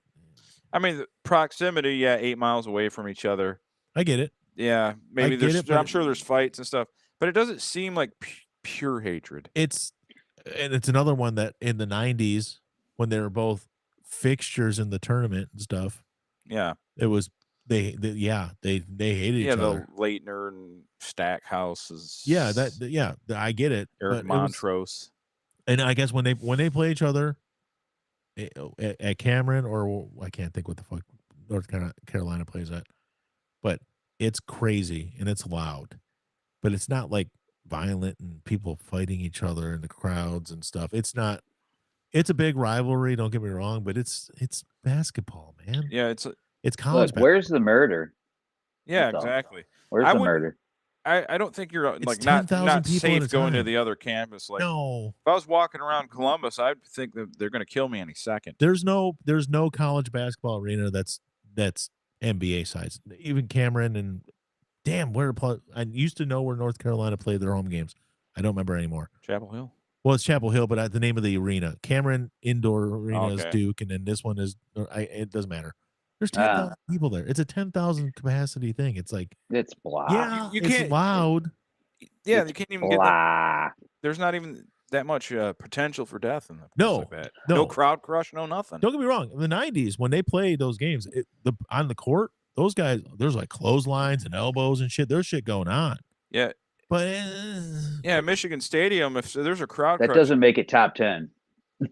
It's not to me. It's not a top 10 because it doesn't even carry over to their other sports. It's just, I can tell you that it is definitively. I can tell you it is not a top 5. No, I can't. I personally could care so little about this at all. Ohio State, Michigan, when they play each other in football, we know how it is. But they also don't like each other in basketball. Nope. Duke and North Carolina play basketball, you hear about it. But do you ever hear about, the big rivalry game between Duke and North Carolina? No, because they don't play in the same conference of football. They don't play each other all the time. So their school, like our schools, play each other in everything. And they're both from the same state. Yeah. Michigan and Ohio State, we hate each other as humans. Yeah. Based on geography. Yeah. Even hockey, Michigan, Ohio State. Hockey, they hate each other. Yeah, they hate it. No matter what. There's just pure hatred. Lacrosse. Britannica don't know what it's talking about. No. Yeah. I have a problem with number 4. I don't even know. I didn't even know these two chicks hated each other. They were big rivals. I mean, I guess they were the best players at their time. But again, it was like a 4-year span, 5-year span. Chris Everett, she attacked Jim Rome. I saw that. I saw it in the 90s. Flipped over a desk and started choking him. Bet you won't see it again. Bet you won't see it again. I will. Chris. And it might have been more than 5 years, but it was like it was not much more than that. Martina didn't even retire. She retired before the rivalry was going on for a while, and then she came back, but Chris Everett was already gone again. So it's just I'm not a fan of that one being in top 5. Well, there's one reason that it shouldn't be number 4 or even on the top 10. I don't think, and that's that it's tennis. Yeah. If you're gonna say, I thought you were gonna say women. Honestly, if it was Jimmy Connors and fucking John McEnroe, it would be more of a rivalry. Those guys, it's women's tennis. You're bored, okay, buddy. Connors and if Connor McEnroe was 10, I'd have probably no problem with that. I will say tennis for me personally. It is the one sport, one of the few that where I prefer to watch the women because there's actual volleys. Yeah, the men are so fucking strong. There's like, it's like a cockfight. I would. Yeah, that's true. That's true. And the women, actually, there's some strategery back and forth. Yeah. Unless you're playing one of the Williams, then it's just like playing a man. Yeah. They're strong. Those ladies are strong. Yes. This number 3, again, they were both great golfers, but Arnold Palmer and Jack Nicklaus, I thought they were competitive, but they did dislike each other. No, they didn't. It was just they were both at the top of their game, and they played each other, and one would win or the other one would win. But they're not even the same age. It's like they didn't play that long at the same time, Yeah, Palmer was a bit older, right? Yeah. Arnold Palmer was older. Yeah. Quite a bit. I'm like, yeah, I get it. They were. If you're considering both, being I love his tea, but it's not to me. If you're right. His iced tea, not his tea, golf tea. I know what you meant. To me, a rivalry is you're constantly or you're facing each other head to head. And the thing about golf is you don't face each other head to head ever. It's a field of people. You're fighting 40 other people or 100 other people. Yeah, you're not staring each other down. No. Even tennis, it's head to head. You're across the court. From each other. It's at least it's golf. It's a tournament. It's a 4-day tournament where you're going up against 100 other people, 99 other people. Yeah, that's not a rivalry. No. Yeah, so number 3, definitely no. Again, number one reason for me is it's golf. Yeah. It's like that's the number one reason, but they're not rivals. I mean, they played against each other, but they were like a decade difference in age. So I mean, they played together, but because they both played a long time, but they weren't Yeah, that'd be like the rivalry between Jordan and Shaq. They only crossed each other like briefly. Yeah, it's not really a thing. I just not. Well, I go look at from our perspective. I mean, Mike's not really a hockey fan. I mean, none of us are like diehard, but like the Avalanche Red Wings rivalry, that was a short thing. Oh yeah. That I wouldn't put that as a top 10 rivalry. It was fun. It was awesome, fun, and it was awesome when it was happening, but it wasn't. It was great fucking hockey for what 5-6 years probably. Yep. That's what I mean. It was a decade. It's just not. It fizzled out, man. Yeah. If anything, we're talking lifelong hatred. I would put two of the Canadian, like the Canadians and the Oilers, or Canadians and somebody else. Yeah, they were always right there with each other for 20 years. Yeah, that would be in the 70s, 80s. I would get that, but I just for the time it was going on, the Red Wings and Avalanche was brutal rivalry. It was bad. It was but I mean, like a top 10 rivalry? No, it wasn't. If you were like, hey, name a top 10 rivalry from 95 to 2001, I'd be okay, that'd be number one would be Red Wings Avalanche. Their historical foe would be more the Blackhawks. Oh, for sure. Maybe the Maple Leafs, but Maple Leafs, but we didn't have the Maple Leafs for a long time either. No. That's true. We didn't, true. They were back in the day. They were huge rivals. Oh yeah. A lot of. But then there was a long period we didn't have a huge rivalry. When they came to town, it was a big deal. But now I think they're kind of the way the divisions are lined. We play them again, don't we? Like a lot. Or the Maple Leafs?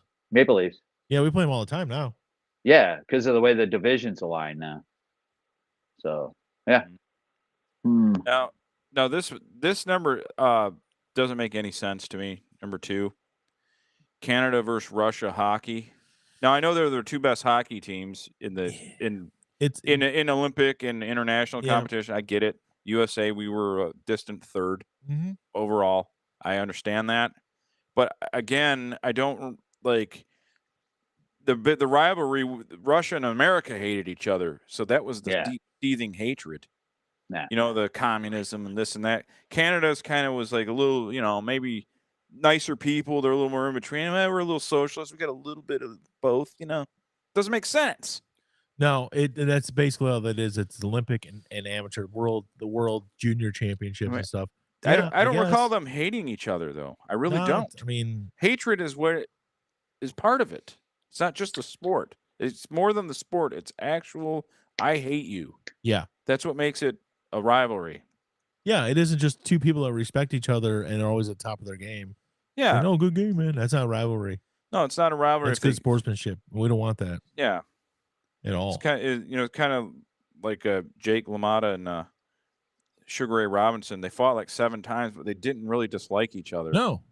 They didn't really dislike. That's what I mean. They're just like, okay, big payday coming up. Oh, I guess I'll fight you again. But that's all that was. So I don't know. Maybe there's Canadians or Russians listening that could.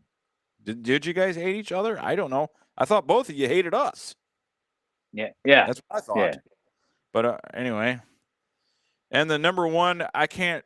Again, I cancel. I used my czar-like power to cancel out the last test, the top 10 list we were going to do, because I didn't know nothing about some of the movies. Yeah, that's fine. And I don't know nothing about this rivalry. I don't know.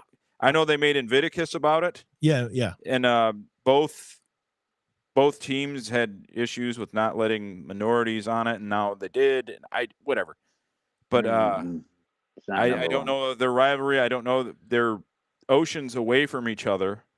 Yeah. I don't know how big of a rival you could have if you're not. Well, I just did some quick research on it because the All Blacks are actually Samoans. There's no blacks. Yeah. I don't know. They have head-to-head in regular season stuff in 80 years. They've only faced each other 52 times. So it's like they don't even face each other once every year and a half. Now they skipped about a decade, 11 years because of apartheid. They didn't play each other from like 80 until 91, 92. Okay. So there's a big gap there because of that. And there's some other stuff going on. They're always, well, no, I shouldn't say they're not always, but they're usually incredibly competitive matches. According to this, the fans really get into it. They really don't like each other either. So I guess that helps. So and plus you're talking rugby, especially in those stadiums like that. You're talking 60, 70,000 fans. Yeah. So a lot going on. And again, we don't know much about it. So maybe it is, but yeah, this is America. Yeah. Well, yeah. And I don't know why this top 10 list has got something that ain't American on it. Yeah. So I guess that leads it to, I guess we can all briefly, I can't speak. I'm surprised there's no soccer rivalries. Yeah. And the guy that, to be fair to the guy that wrote it, he said there's so many soccer rivalries with violent. and he's Britannica, probably British. Yeah. He said he just left it out. He goes, there's too many to pick one. So he didn't even include soccer. This is a Britannica. Yeah, that's nah. We need an America. I just assumed it was Encyclopedia Britannica, but I don't know why they'd be writing about this. But well, then that would be American. So I came up with like, we all have our own, and the one I would have on here that's not on here in the 70s, because of just the Immaculate Reception. Oh yeah, I would have the Steelers and the Raiders fucking hated each other, man. They hated each other. 70s, 80s. Yeah. Yeah. That was some pure hatred. I agree with that. I would put that up there. Yeah, they did not get along. Nope. At all. Nope. I would put Hulk Hogan and the Ultimate Warrior up there. Yeah, it's Sting and Ric Flair. Sting, Ric Flair. I mean, why not? Well, I don't know. It's just my top one. I'm sorry, I'm impartial. No, I'm extremely partial. I'm not bullshit. Yeah, Michigan and Ohio State's number one. I think it because is. there was almost a war. There's almost a war. Okay? Yep. I think Red Sox and Yankees is probably 2. Red Sox, Yankees, probably 2. Yep. Yeah. Frazier, Ali, 3. Okay. Yeah, they literally just did not like each other so much. To modernize this list, MMA, Daniel Cormier and John Jones. God, they fucking hate each other. They hate each other so bad, and they haven't forgiven each other, and there's no reconciliation. And hey, man, we had a couple good wars, brother. There's none of that. No. They do not like each other, and they never will. So they would be number 4. Al, do you got anything you could think of? That ain't on the list. You don't even have to be at a certain number. It could just be something that you think should be on the list. Yeah, I mean, Well, I think America Russia should be on there. America Russia. Well, someone America Russia wrestling, amateur wrestling. It might not be something we necessarily care about, but a lot of other people, especially in SEC country, care about. Auburn and Alabama. That is a big one. It's huge. It's huge. That is a huge. It's huge. Absolutely. The Iron Bowl, as they call it. Brought to you by Tostitos. Iron Bowl. It's not though. Yeah, there were some definite, didn't like each other.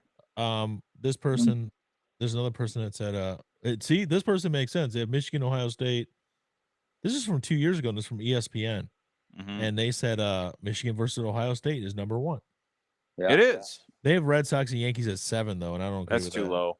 That's number 2. Too low. Maple Leafs and Canadians is on their list. That would be the hockey one I would put in. Yeah. Rush. Personal one, they have Wilt versus Bill Russell. Yeah, they became friends late. Yeah, but man, they did. Yeah, they were competitive. They faced, according to this, they faced off 9 to 12 times per year, and they're always in the finals against each other. What about Jordan and Isaiah? Well, yeah. The Bulls. I don't think it's a top 10 though. No, but there's definitely a hatred there. Yeah, I would definitely put the Lakers and Celtics above that, but it was there. It was definitely a rivalry. Oh yeah. What about Richard Petty versus Cal Yarborough? I didn't think about that. Oh. Or Dale Earnhardt versus what's his name? Fucking The Wall. No. Who was the fucking guy that died? Was it him and Davey Allison that had a big rivalry? Or am I thinking of somebody else? Waltrip, maybe? No, Waltrip. Maybe Waltrip. Waltrip kind of became his friend. No, I thought there was somebody that he was. It doesn't matter. How about NASCAR people rivalry? Remember that one bowler guy that did the Suck It? Did he have a rival that didn't like the Suck It? Oh, Pete Weber? Yeah. Did he have someone that didn't like the Suck It that he would do? No, I don't think so. Yeah. I remember there was a lot of whining and bitching on the Poker World Championships. Phil Hellmuth. Yeah. He would cry a lot, and then other people would take exception to the crying. I don't know. There was this one said that back in the day, Army versus Navy was a big one. Football. It was, yeah. They were both powerhouses back then. They are now. Yeah.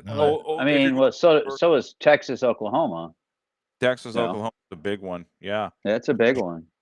Actually, they had that on that 10 that they still wish existed. It's a still big rivalry, but when was the last time they were both way up there in the standings? Yeah, that's what I mean. That's why I didn't really put it as present day, but for a long time it was definitely a rivalry. Then USC and UCLA back in the day too. Yeah, that's another one. or back was or basketball even for them. USC, Notre Dame back in the day. Yep, that's true. Modern, because they had good teams at the same time. Maybe Alabama, LSU briefly, but that wasn't super. I would actually have that. That might right now break the top 10. Actually, but Alabama and Georgia, I think right now is probably more. Yeah, you're right. But LSU is always a big game for them. Always, and it could go either way both times. Either time. Well, that was that thing with the All Blacks and Springboks. Yeah. Springboks. I copied and pasted that, so I don't know. That's right. So. Yeah. So like supposedly like those two, they never could. They always like whoever the home field advantage always went to the home team. Like. Yeah. They like I was reading some of that story. They're like almost every single time the home team won. So they just there was a rivalry, but if you knew how it was going to happen, they should have played. Like you can't win at home. You can't win on the road against this team. Okay, well, no, is that really a rivalry? You just suck in their fucking field, you know. I mean, that's what they were saying. They were saying that they like each team, like their rivalries were like. I'm like, yeah, well, it says that almost every time the home team won. Yeah. So, fuck you. That's not a fucking rivalry. That just means you suck when you play at their field. Someone else brought up a personal one too, and maybe somebody mentioned it already, but you might have mentioned it earlier. But Magic versus Bird. Yeah, that was a big rivalry. Those two, and Larry Bird looks like someone's, stepmom. He's the biggest trash talking sniper in the world. But he, anyways, there's a lot. I mean, I'm not a fan of the tennis ones or the golf ones. Not because I think less of those sports. I might think less of those. But, that's why I do. I mean, it's tennis. Tennis, I guess. Actually, tennis would have more. McEnroe and Connors. Yeah, I mean, I would put that one up there. Even who's the ones? Agassi, Sampras. Yeah, there's fucking Roddick and who's that other dude? Raddick. Andy Roddick and Rafael Nadal. Nadal and Federer, I'd probably say more. Federer, yeah. Federer. It's like there's nothing tennis because you don't have somebody who's going to be the best player in the world for 20 years. Where they're going to be going up against number one, number two all the time, competitive. And Navratilova, yeah, maybe it was huge back then. I barely remember it. And I don't know how many times they went up against each other, but I don't remember. I remember hearing about both of them, but I never remember any kind of major rivalry with them. No, I know that they were rivals. Don't get me wrong, because they used to always talk about how big rivals they were, and it was big. Anytime they played, they talked about it a lot. But they didn't like each other? Or? No, they played each other really hard. They were the two best women players in the world, whatever. Okay, yeah. Had kids, and the Martina retired for like 5 or 6 years and then came back. And when she came back, Chris Evert wasn't coming back. Martina was one of the first chicks I ever seen that had like shoulder muscles. I remember she was kind of jacked. I remember watching because I used to watch Wimbledon. Was she Ukrainian or something? I'm not sure exactly. I think they pumped her full of steroids. But just watching Wimbledon and stuff during the summer, because it was the summer, it wasn't a lot going on. I was watching them at Wimbledon and stuff. Mm-hmm. And reason I had a crush on Steffi Graf. Well, she's okay. Oh yeah. But just watching it and stuff, and they had those two on there. Martina, seeing her, I was like 9 or 10, and I saw her, and I was like, first of all, I'm like, hey, that's an ugly woman. She's not good looking. Martina's a Czech, by the way. She's Czech. That's right. Okay. Yeah. And then, I never wanted her. And I barely knew what a lesbian. And she doesn't want us. I barely knew what a lesbian was at that point. Barely.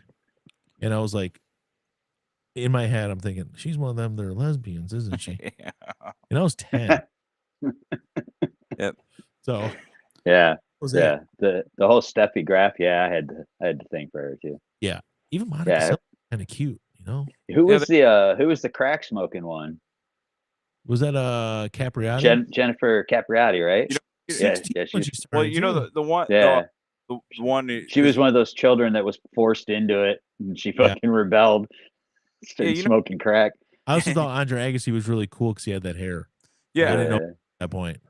Well, we kind of get into the the fetish thing because they're not conventionally attractive, but you're attracted to them, and that Anna Kournikova, just me liked her. I guess. Yeah, it was. I mean, She's okay. Could you guys see why maybe that would be a thing? It's a stretch, but yeah. I think it was just me. Yeah. Oh, I think it was you. Maybe it was you too. But we both kind of think Martina Hingis. Yeah, we did at the same time. Oh yeah, I forgot about her. Tina Hing was a cute little. Actually, she grew her hair out and she looked better with the hair grown out. I don't know why she keep it that way. Yeah, I had the hots for her. There's no two ways about it. Yeah. The Serena Williams had the fit chick, muscle mommy kind of thing. Oh yeah, man, she's a banging hottie. No, her man owns Reddit, I think, or did. Does he? Yeah. Yeah. Reddit guy.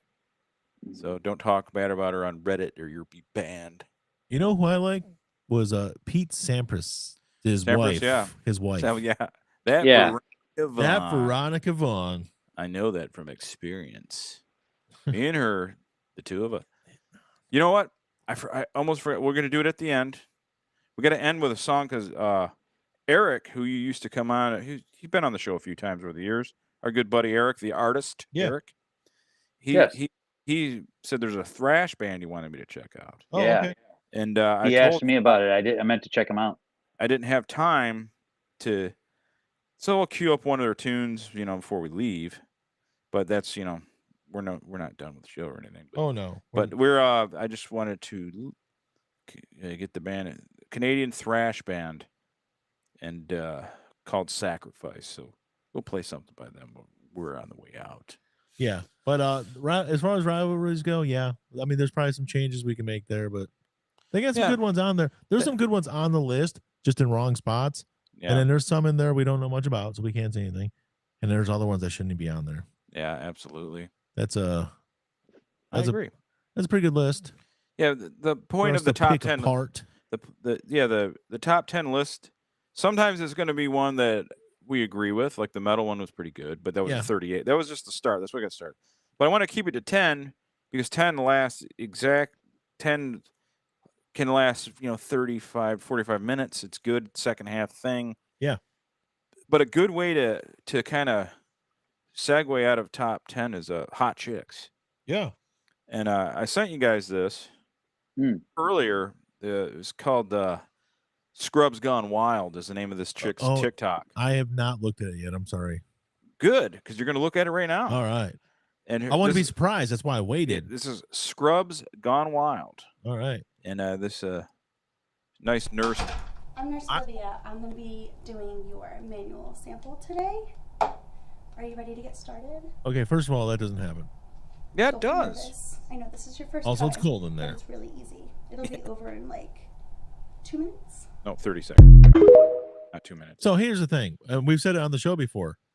I like scrubs. I think for some reason there's a lot of nurses that look really good in scrubs no matter what. Yes. Yes. I have not a scrub fetish, but it is. But I looked her up. But is it a fetish when it's the absolute truth? No, it's not a fetish because I don't want somebody. It's like, oh yeah, wear those scrubs when you come in the bedroom. Brian, right. Cold in there, right? Yeah, I did. Well, it's cold in this one. I'm just gonna put these gloves on. Oh, she did another one. I think she's fluffing a little bit. She's like pinching those things. Absolutely. What are the gloves for? So I was shocked to my core when I found out her name's Olivia James and she has an OnlyFans. I wouldn't have thought that she would have been the type to do that. No. Is she a nurse? Really? Actually, she might really be I think I'm thinking that they might be because they keep filming in the. It is an actual. It's not like somebody. It does look like a medical facility. You know how they try to make their bedroom look like a medical facility. Yeah. And that's obviously her husband, so that films it, and that's always takes away from the LARP. Yeah. Don't use your husband, ladies. It ruins the LARP. Never mind. I don't want her now. No, we don't want her no more. She have any more videos? Nah, I didn't know she had a husband. Yeah, I know. How do your legs feel? No, it's got to be a husband. I'm assuming. I don't. She's working on legs here. She is hot though. Well, see, the thing is, though, if you look at her, Where's your swelling at? what I do like about her is where's your swelling at? What I like about girls in it's I'm stealing this from Gavin McInnes, so it's not he said it, but he's right. Just do it. He said, I like the imperfections. You know, her mouth's kind of weird. The teeth are a little bit. Oh, yeah. And then she's kind of got the like weird thing on the face. Okay. And then her skin imperfection. See the arm, like a burn or something? Yeah, yeah. I like that. I like when they have, like, when they all do the bleached teeth, perfect teeth, perfect hair. Then they all do the same suction fucking, the face work. No, either that or they all do the same makeup, so the nose looks smaller, the cheekbones look more prominent. So what stood out to her, she looks like a regular chick that's hot, very, very hot, but like she's not like, modeling it up with a fucking work, on the face. She kind of there's like a natural face. There's an older but still active porn actress named Gianna Michaels. Oh yeah, and she kind of has. They kind of resemble each other. Yes, she does. She's definitely a little Gianna. I didn't. That's a good comparison. Yeah, I mean, the tits aren't as big, but definitely a good comparison. See the arm?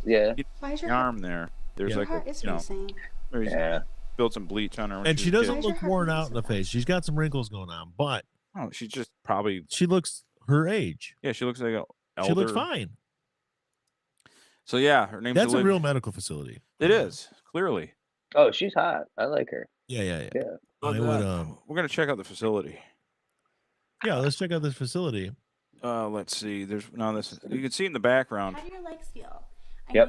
Yeah, no, that's legit. Because look, that's the cart where they lock all the meds and everything. Yep. I wonder if feel a swollen member. I wonder if the patients go there. Hey, it's you. I know you. From where? I don't know, but it doesn't surprise me because they were even talking about during the pandemic and stuff was a lot of, or after, basically when everything started going back to normal. A lot of these people weren't going back to work as nurses because they weren't making good money. A lot of nurses started OnlyFans. Yeah, because they were making 30 grand a week on OnlyFans. Yeah. Yeah. So I'm not shocked. Not shocked. They did that or did a Twitch thing where they play games shittily, but they look hot. Yeah. Yeah. So I just thought I'd tell you about her. Tell her about my the girl that actually stood out. I hate simping. Simping sucks. Don't simp. But sometimes I relapse to simping, and I just do it. Have you? There's another one. It's not about Scrubs, but it's about the stupid ride called the Slingshot. It's a 2-seater thing, and they pull it all the way down and they let it. Yeah, I saw that. Yeah. Yep. There's one where it's usually just hotter looking women where things are almost popping out. Oh yeah. I've seen they got a bunch of those. And I started watching them. I'm like, oh, these are interesting because there's almost boobs coming out. And then this lady, L shooting demons. This lady, it is straight up passed out during it, and I thought it was hilarious. Oh, those are they have a bunch of roller coaster girls in their tops. Yeah, but this one she literally passed out from it. She was she got so worked up that she's like ah, and she just like slouched. I'm like, oh shit. And then she woke up and she's like, huh? See, the strap is full of salt. Oh yeah, one girl totally really, and there's no way she faked this, orgasmed in the Slingshot. It was not fake at all. No, she got into it. And then she's like, here's my OnlyFans. Yeah, here's my OnlyFans and my Twitch. Yeah. You'll get picked up if you swear too much. Yeah. Mm-hmm. Don't want to swear on Twitch. Or if you say something shitty about an actor. Yeah. Don't do that. I really don't care for that shit, man. I saw something like you ever seen like those comedy skits? It's a guy and his friends, but it's a guy called Trevor Wallace. And they do like sketches like he goes like, he's like, I got a Cybertruck. Get ready, I'm gonna be fucking your girlfriend. He drive around and like these girls see him in the Cybertruck, and he drives by one and she's like on the phone with the boyfriend. She's like, hold on a second. Cybertruck drives by and all of a sudden, boom, and she's pregnant. She's like, oh man, that guy in the Cybertruck just got me pregnant by driving by me. they did it's like sketches like that, and then the Cybertruck drives past another guy in a Cybertruck, and they automatically fall in love with each other because they're both driving Cybertrucks. Yeah, Anyways, he did another sketch where they're interviewing a guy and is like, we got to do a background check just to make sure you seem like you're a perfect fit for the job, but we gotta make sure you're on the up and up. He's like, yeah, sure. We need social security number, whatever. He's like, no, that stuff's outdated. We don't do that stuff anymore. We're gonna play the audio from your Xbox Live chat when you're playing games. He's like, what? Oh yeah, that's the worst. They start playing. He's like, I'm gonna come on a biscuit and I'm gonna shove it in your mouth. Yeah. And I'm gonna make you shit it out and I'm gonna make your mom eat it. And they're playing it like you kiss your grandma with this mouth and stuff. And at the end, he's like, fine, I guess I didn't get the job. Or he's like, I'm gonna go to your house and I'm gonna commit arson on your house and kill your entire family. And they're like, you're kind of unhinged. And he's like, fine, I didn't get the job. Do you validate parking? He's like, dude, no, wait, no, what are you doing? You got the job. It's like, I did. He's like, no, you're unhinged. You got to get out of here, man.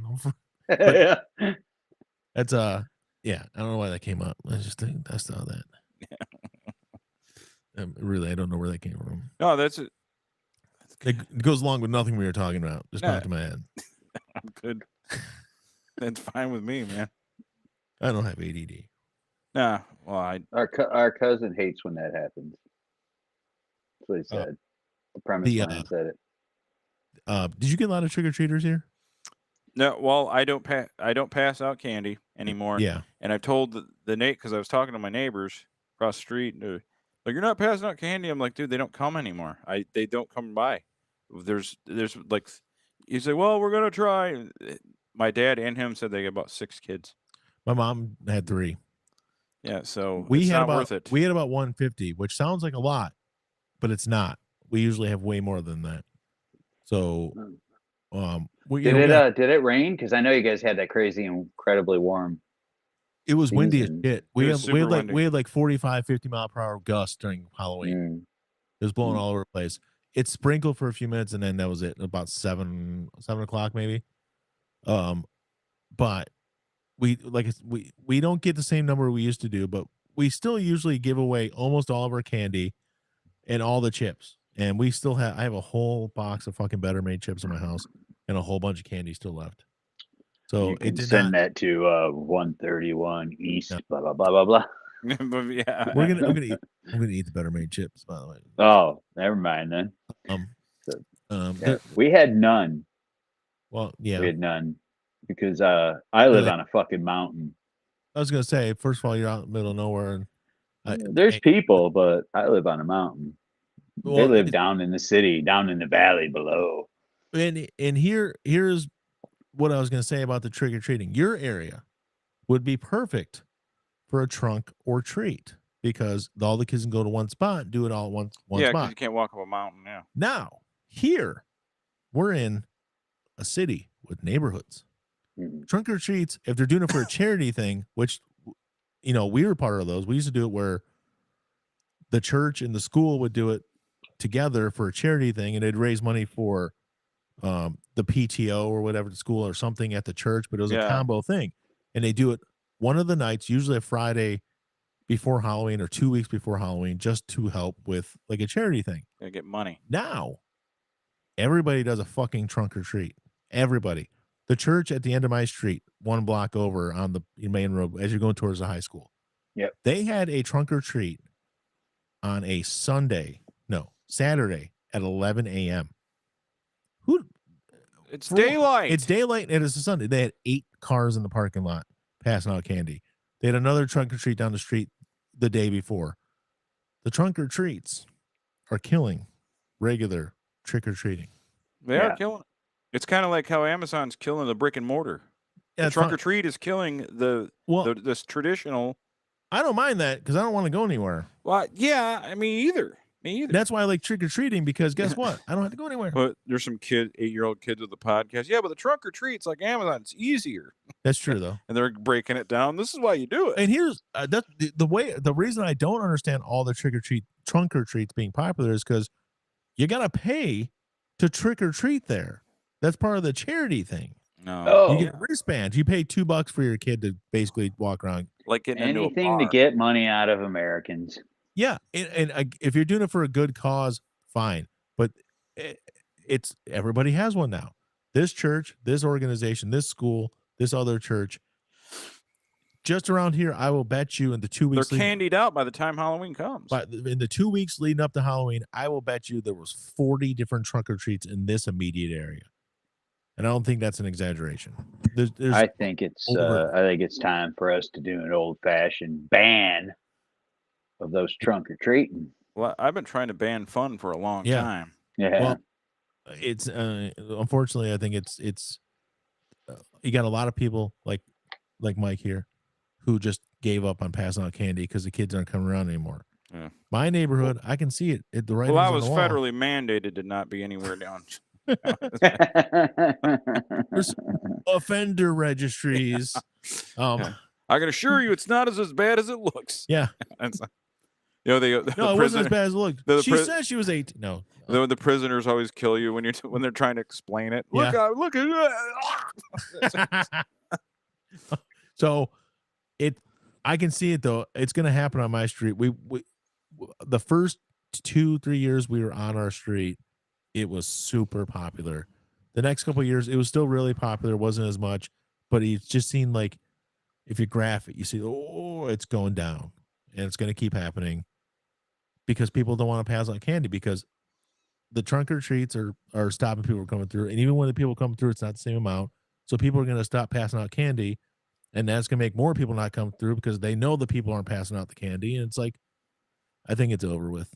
Yeah, it's a death knell for trick or treating. It is. I did find out that Des Moines, Iowa. You ever heard of Des Moines? Yeah, Slipknot had their first trick or treat in 70 years on Thursday. They didn't have trick or treating. They didn't have it? They had something the night before, what we call Devil's Night. They had Beggar's Night or Beggar's Night. Okay. You'd go there, you tell a joke, and you get some candy. But it was only through certain times, and they didn't have any kind of turnout. And they finally went back to a more traditional trick or treat. I don't know why they did it. It took them 70 years to realize it didn't work. No, it did work. It did work. But something happened with the weather, or maybe they did a couple before Halloween. And they had a weather issue this year, and because they weren't gonna be able to do it, they all of a sudden like, well, let's just do it on the next night. People were like, well, that's trick or treating night. Like, well, I don't understand. It didn't make any sense to me either. But they're like, let's just do a regular trick or treating. Like, if you're already doing one thing and it's the night before, just postpone it one night and still do it the same way you've always done it. But I don't understand what the difference is. They're not saying trick or treat, they're just telling a joke, but the outcome's the same thing. Yeah. So the story was kind of misleading, in my opinion, because they're still doing something in order to get the candy into their Halloween bags. Just because they're telling a joke and not saying the words trick or treat doesn't mean it's not trick or treating. It's the same thing. Yeah, it's the same thing. So semantics, man. Yeah, you're getting into something that you're trying to sell a story. Yeah, kind of like that reporter with Terry Bollinger. Yeah. You're making a story about yourself. Yeah, don't do it. It was stupid. I thought Beggar's Night is what they call it. Beggar's Night. Well, you know, it's one of those stupid traditions they have in those areas. It's a bunch of much like Pittsburgh. Much like Pittsburgh, which has one of the stupidest traditions I've ever heard of. Have you ever had Pittsburgh pizza? No. Okay, they have regular pizza like we do here. Okay, they have normie pizza. They have normie pizza. They got some other different types of pizza. They even have like, a deep dish style, like a Chicago style that they do there too. But they have something. It actually was originally called Ohio Valley Pizza, and it's migrated its way up to Pittsburgh because it's part of the Ohio Valley and stuff. Yeah, the Ohio River runs through it. Yeah. Pittsburgh pizza from these couple of locations. It's not all over Pittsburgh. It's quite a few locations though. What they do is they take the dough, and the dough's a little bit different too. It's more yeasty and stuff, so it's almost like more bread dough than it is pizza dough. Mm-hmm. And they take that dough and they put it in the pan, and they put sauce on top of it, and then they put it in the oven and they cook it, and then they pull it out, and then they put the toppings on cold. Lots of toppings, like how here they get the cheese and they'll sprinkle the cheese on it. It covers the pizza mostly.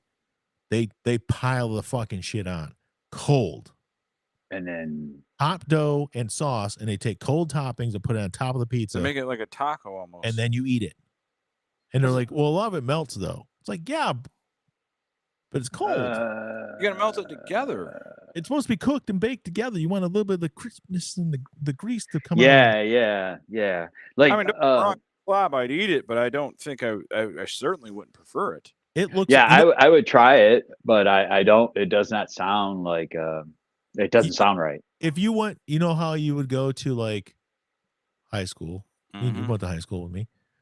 Yeah. Pizza. Remember how you get the pizza at lunchtime, and it was the whitest cheese ever on top? Yeah, it's horrible because it didn't look like it had been baked. Now, if you get a pizza from Hungry Howie's, does it look like that? No.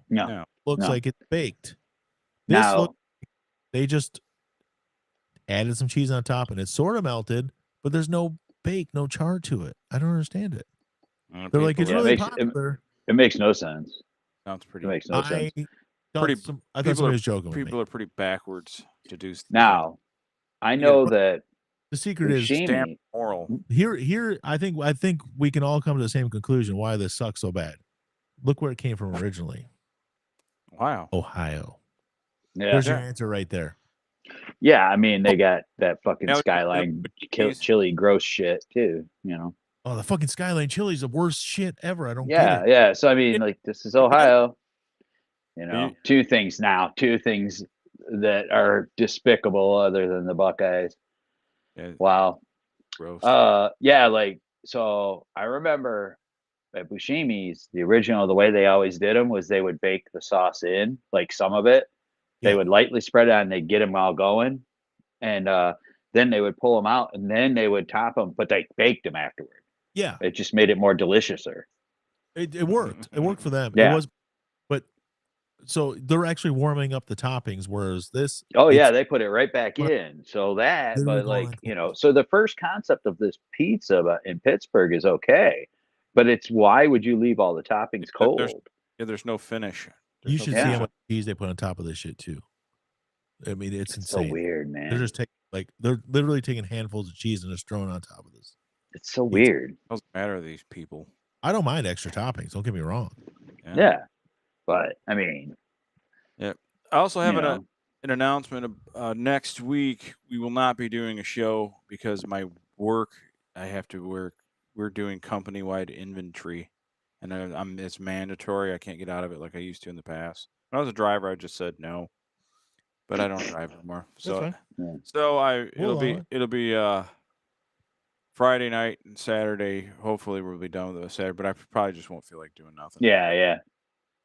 So, that's inventory is important, man. Yeah, I tried to tell them about what you used to do, Brian. I was like, it's better to outsource that because they're quicker at it and it saves money. But they didn't. And there's no indiscretions or anything. It's funny when I was younger and it helped me out. I didn't mind doing the inventories as an outside company, and then when I moved into a real job and had to do my own inventories, and I'm like, we're gonna bring in some help to help you. I'm like, fuck that. Yeah. I don't want anybody helping me. They'll just mess my shit up. Yeah. I'm inventory. Yeah. I changed. I want that overtime. I mean, to make the company better, not overtime money. That's not what I meant to say. So there'll be no show next week. Okay. Then after that will be all right, I think. We only got a couple more things to talk about. Anyways, did you watch any of the Michigan-Oregon game today, Alan? I did not. I missed it. They lost. I was actually, I saw. But not by much, only 3 touchdowns. Well, you know what though? At one point, 28-17, and they stopped. It was stupid penalties. The quarterback looked better than he's looked all season. Davis Warren. He looked better. He made passes. They had some stupid ass fucking penalties. Like they stopped Oregon. They had them stopped, and they lined up over the center on the punt, and got the penalty and gave them an automatic first down, and they scored again. That was the one that was 28-17. But they would have got the ball back at like pretty good field position. They made some stupid calls, some stupid penalties. They didn't play as bad as I thought they would play, and they were far more competitive than I thought they would be. So I guess I'm looking at the bright side a little bit. Okay. They didn't have to swap Alex Orgy in. No. And like I said, it was competitive. They did end up losing by 21. but they realistically could have lost. No, I'm sorry. Yeah, they lost by 21. Yeah, They could have. It was an early game, wasn't it? Yeah, but they kept it close, and without the dumb penalties and the little stupid mistakes, they could have kept it a lot closer. They just shot himself in the foot. So, we ran out to go do some stuff, and it took us longer than I planned, so I didn't get to watch any of it. I didn't watch it. I only watched highlights after the fact. I didn't want to sit through it and hurt my mind. It's also they lost their number 1 quarterback commit for next year too. Oh, he decommitted. That sucks. So that sucks. So you didn't miss much. Don't feel bad. They weren't going to win that game, but they were better than I honestly thought they were going to lose by 5 touchdowns. Yeah, they only lost by 3. Yeah, and they lost by 3, and it wasn't because Oregon played much better. Is that they really screwed themselves over on a couple plays. So it was mental mistakes, but that's part of the game. So I guess technically they sucked. Oregon's a good team, man. They're a good team. They're the number 1 team in the country, man. Yeah, they're a good team. So I mean, they got a good coach there. So I mean, I'm just not in it this year with this team, man. I don't know. Feeling it. And I understand they lost a lot of commits because of leaving and whatever. But I was hoping they would keep the guys ahead coming in next year. And it's kind of, I know Mike, is it Mike Portnoy or Dave? Which one was Barstool? Dave Portnoy. Yeah, Mike Portnoy is a drummer. Yeah, okay. Dave Portnoy is putting together quite a package to try to pay a quarterback to come here. So we'll see how that works out. I'm sorry, through NIL. Just give of course. Just give him the money, whatever. Right. But it was not a bad game. What was the other thing? You guys ever heard of Far Out Magazine? No. Me either. I've never heard of them either, but they said that the saddest song ever is Something in the Way by Nirvana. Yeah.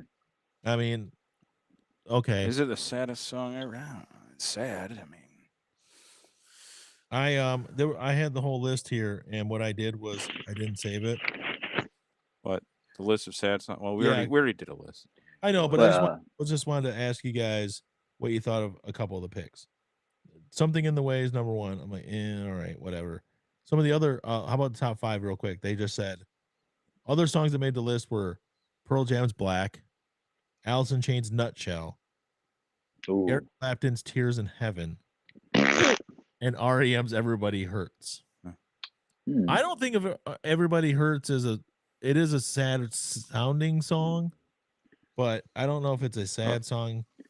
Well, I don't know. I found Something in the Way to be an educational song. Yeah, like I learned it was okay to eat fish because they don't have any feelings. That's true. How about My Name is Luca? There we go. Yeah. Well, how about Q Lazarus? Come on. We should have done this as its own thing. Yeah, but it probably hurts itself. We should have done it. Q Lazarus probably hurts itself because it doesn't sound like a sad song. If you listen to the lyrics, it does, but the beat and everything. It's about her leaving the guy that was abusing her. Yeah. Yeah. And we know what it's about, but really, you listen to it, it kind of just sounds like it's kind of like that song, Pumped Up Kicks. Yeah. It's a really upbeat, catchy song, but it's about a fucking school shooting. It's about Columbine. Yeah. But it sounds like fun. Yeah. What song is it? That Pumped Up Kick song from, I don't know. Pumped Up Kick. Yeah. Foster the People, Pumped Up Kick. Oh, yeah. That's about Columbine? It's about outrunning gunfire, really. Yeah. Oh. If he's going to outrun your bullets. I did not know that. I know the song, but I don't know the song. Nutshell should be on this. Yeah, Nutshell should be way up there.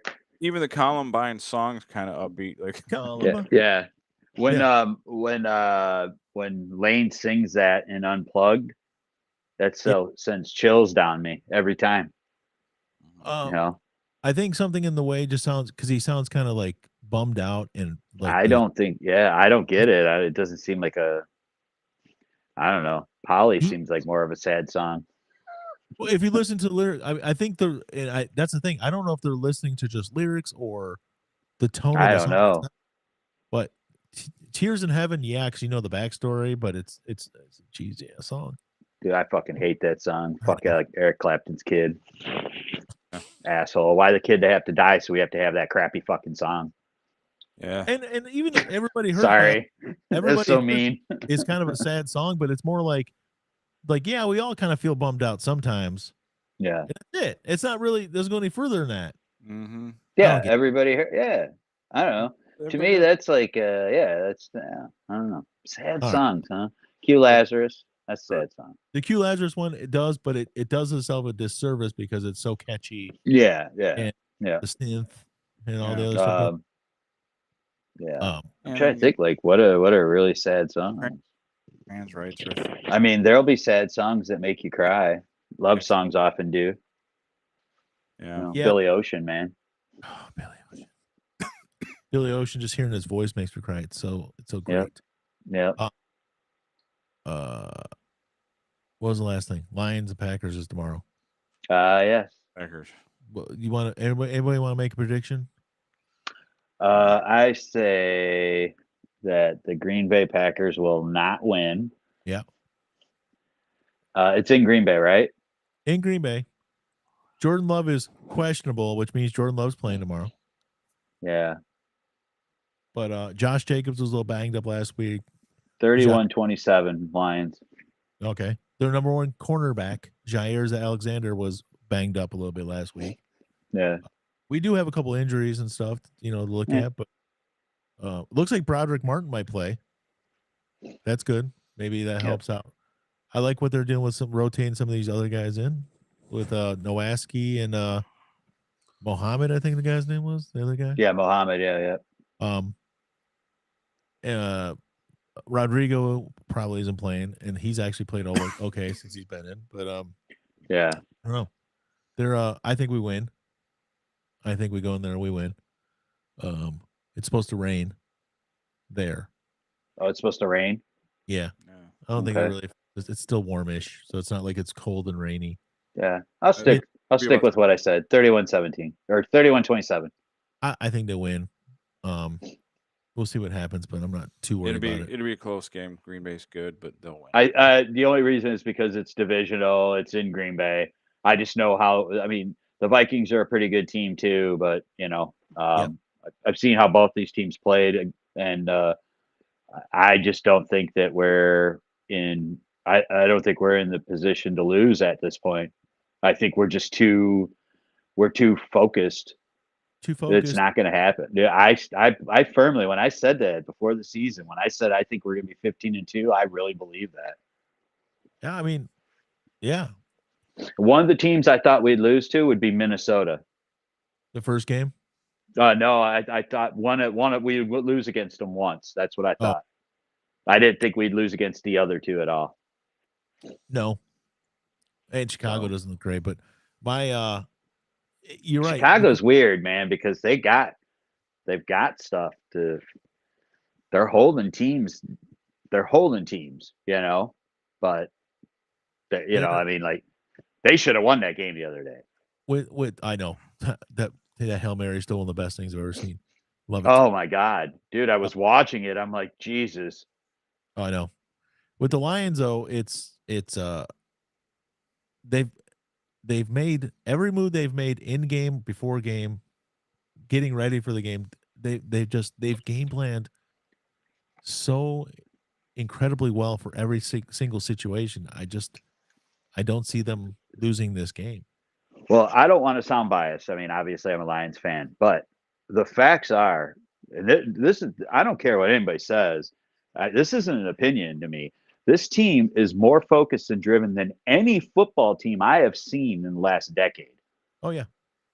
Because even the teams that have won over the last decade, there's always like they have some magic spark or something. But this team, it's just focused on every single fucking game stopping you. That's it. Absolute favorite thing about the last week game, and they played Tennessee. I get it. Tennessee's not great. Yeah. So what? But they got another one. Good fucking defensive players that made good defensive plays against us. Their offense sucks. But we scored 52 points. Yeah. And our quarterback threw for 85 yards. I know.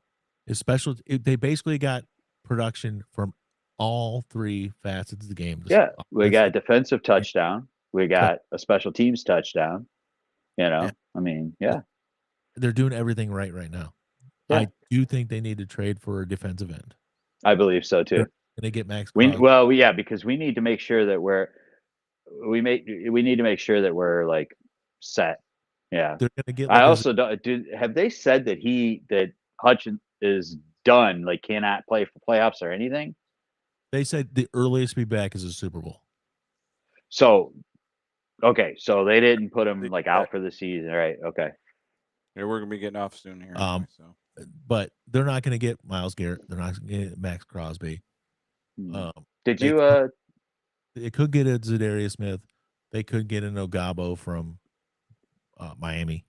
Chase Young is a depth possibility because you could probably get him for a fourth. But I don't. Yeah. They'll pick somebody up. It's not. They're not going to go because they're like. Did you hear that idiot Tenenbaum trading Gibbs?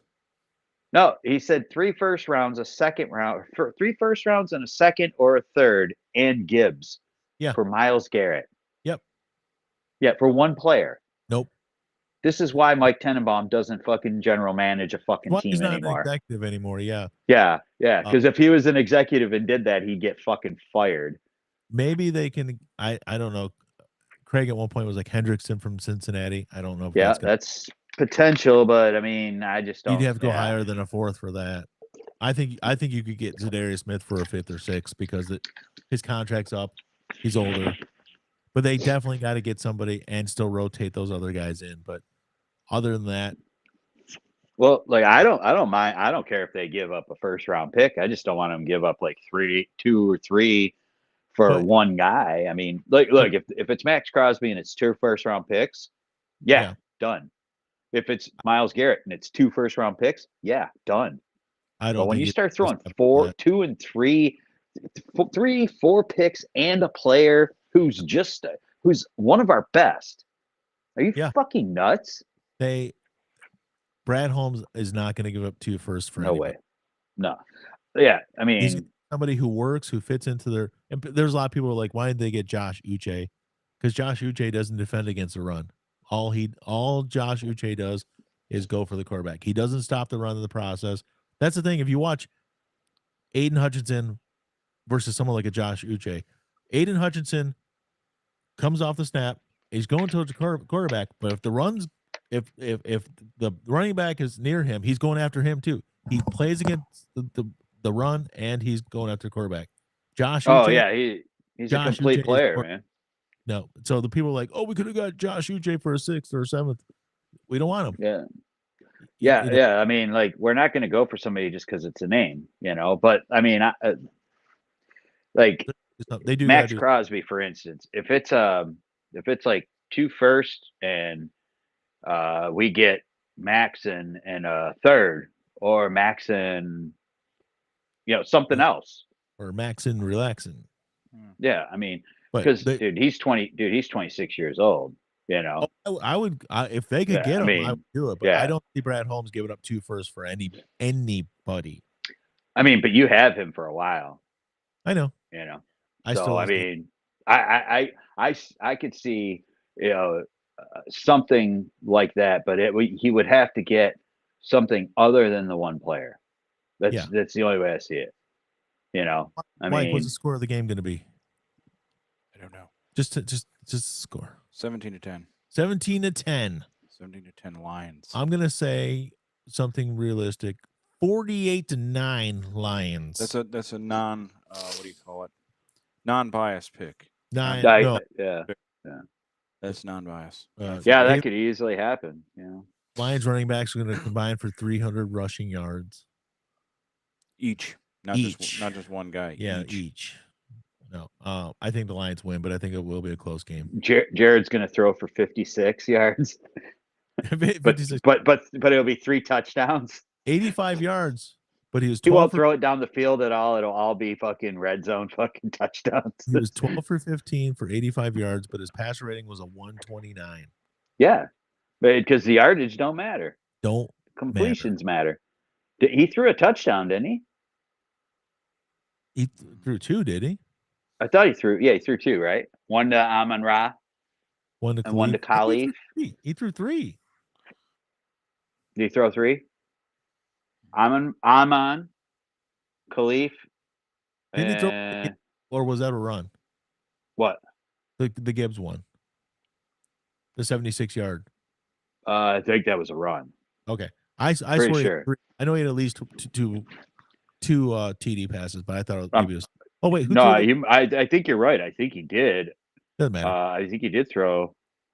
If only there was a way for me to look that up. Well, some idiot said that is like, oh, it's like Trent Dilfer all over again. I'm like, what are you talking about?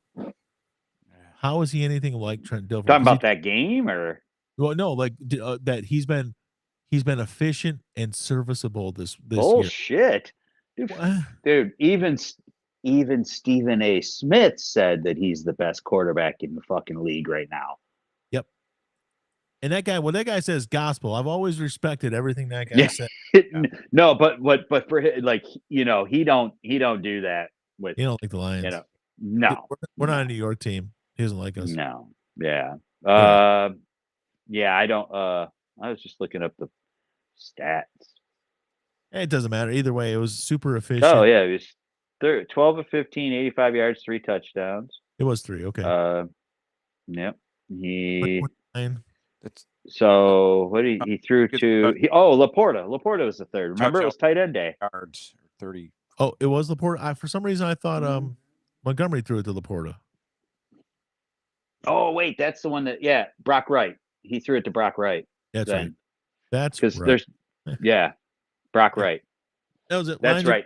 Montgomery threw it to Laporta, and Goff threw the one to Brock Wright. That was the first touchdown, I think. Brock Wright.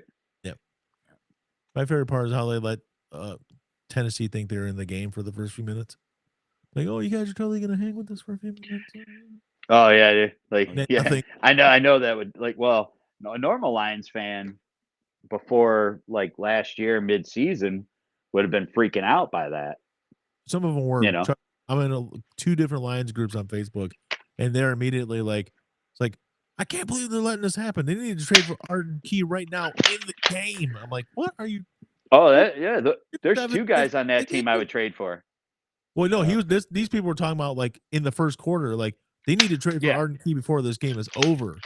Oh no, I was just remembering defensive ends that I thought about we could trade for. Oh yeah, he'd be one that we could. And there's 2 of them. There's 2 of them on that team. Yeah, him and Landry, right? Yep. Either one of those guys, that's fine. Just do something. You got until Tuesday. Let's go. So, dude, really? Election day is the trade deadline? Trade deadline, yeah. Oh, gross. Also, it's what it is. Defiling my my football with that. All right. Have you ever seen V for Vendetta? I have not. Everybody wears now the what do you call it? The mask. The face, the mask. Yeah. Wore the mask and stuff. They always the poem in that is remember the 5th of November, and now all of a sudden, the election's also on the 5th of November. There's gonna be like all these people going nuts. Like, see, this is what they're talking about. V for Vendetta. Wearing the V for Vendetta mask. They're gonna be wearing his mask and everything on election day. Yep. V is not for vendetta. V is for vagina. That's one I prefer. It's for victory as well. No. That's all I got. Victory over the Packers. Victory, I hope. Yeah. V-Day. I think they're gonna win. They're gonna win. So I have no I have no fucking fear at all in this one. Of any of them. No. I'm not even worried that we're gonna lose one more game before this is all over. Well, like I was telling a coworker, like, this is the first time in my life that the Lions are a team I just expect them to win. I don't. Yeah. It was always like I was always waiting for. Even last year, I was waiting for the bottom to fall out. Yeah. Because they're the Lions. I have confidence in their ability. They're gonna get back. They're gonna get in the playoffs. They're gonna do well. They're going deep. It's their year. The script has been written. Yeah. I was talking to a guy at work, and honestly, the one game coming up that kind of worries me a little bit because offensively, this team can just air it out and score if they want to, and they were off last week, but the Texans. Yeah. because CJ Stroud, when he wants to, now all his receivers aren't healthy, so it's probably not helping. Nico Collins is there, but that would be a team where all of a sudden you get into a shootout with. And it could happen easily, but but again, like last week, you can see the young weaknesses there. The youth. Yes. So So because I know they've got a good record, but they've looked. There's been several times that they've shown that throughout the season. I've watched several of their games. Their defense is so I don't worry about them. But if there was a team I was worried about, they would be one of them. Yeah, because they could have one of those days where all of a sudden he throws for 400 yards and 4 touchdowns. Do they come here? You know what? I don't remember. Oh, I kind of feel like we go there. Yeah. We play them just before. All right, guys. Yeah. Tired. Okay. Play tired. But hold on, don't go to bed yet. Yeah. No, it's good. But you can radiounderground.gay is where you find us. Radiounderground.gay. Play some Sacrifice.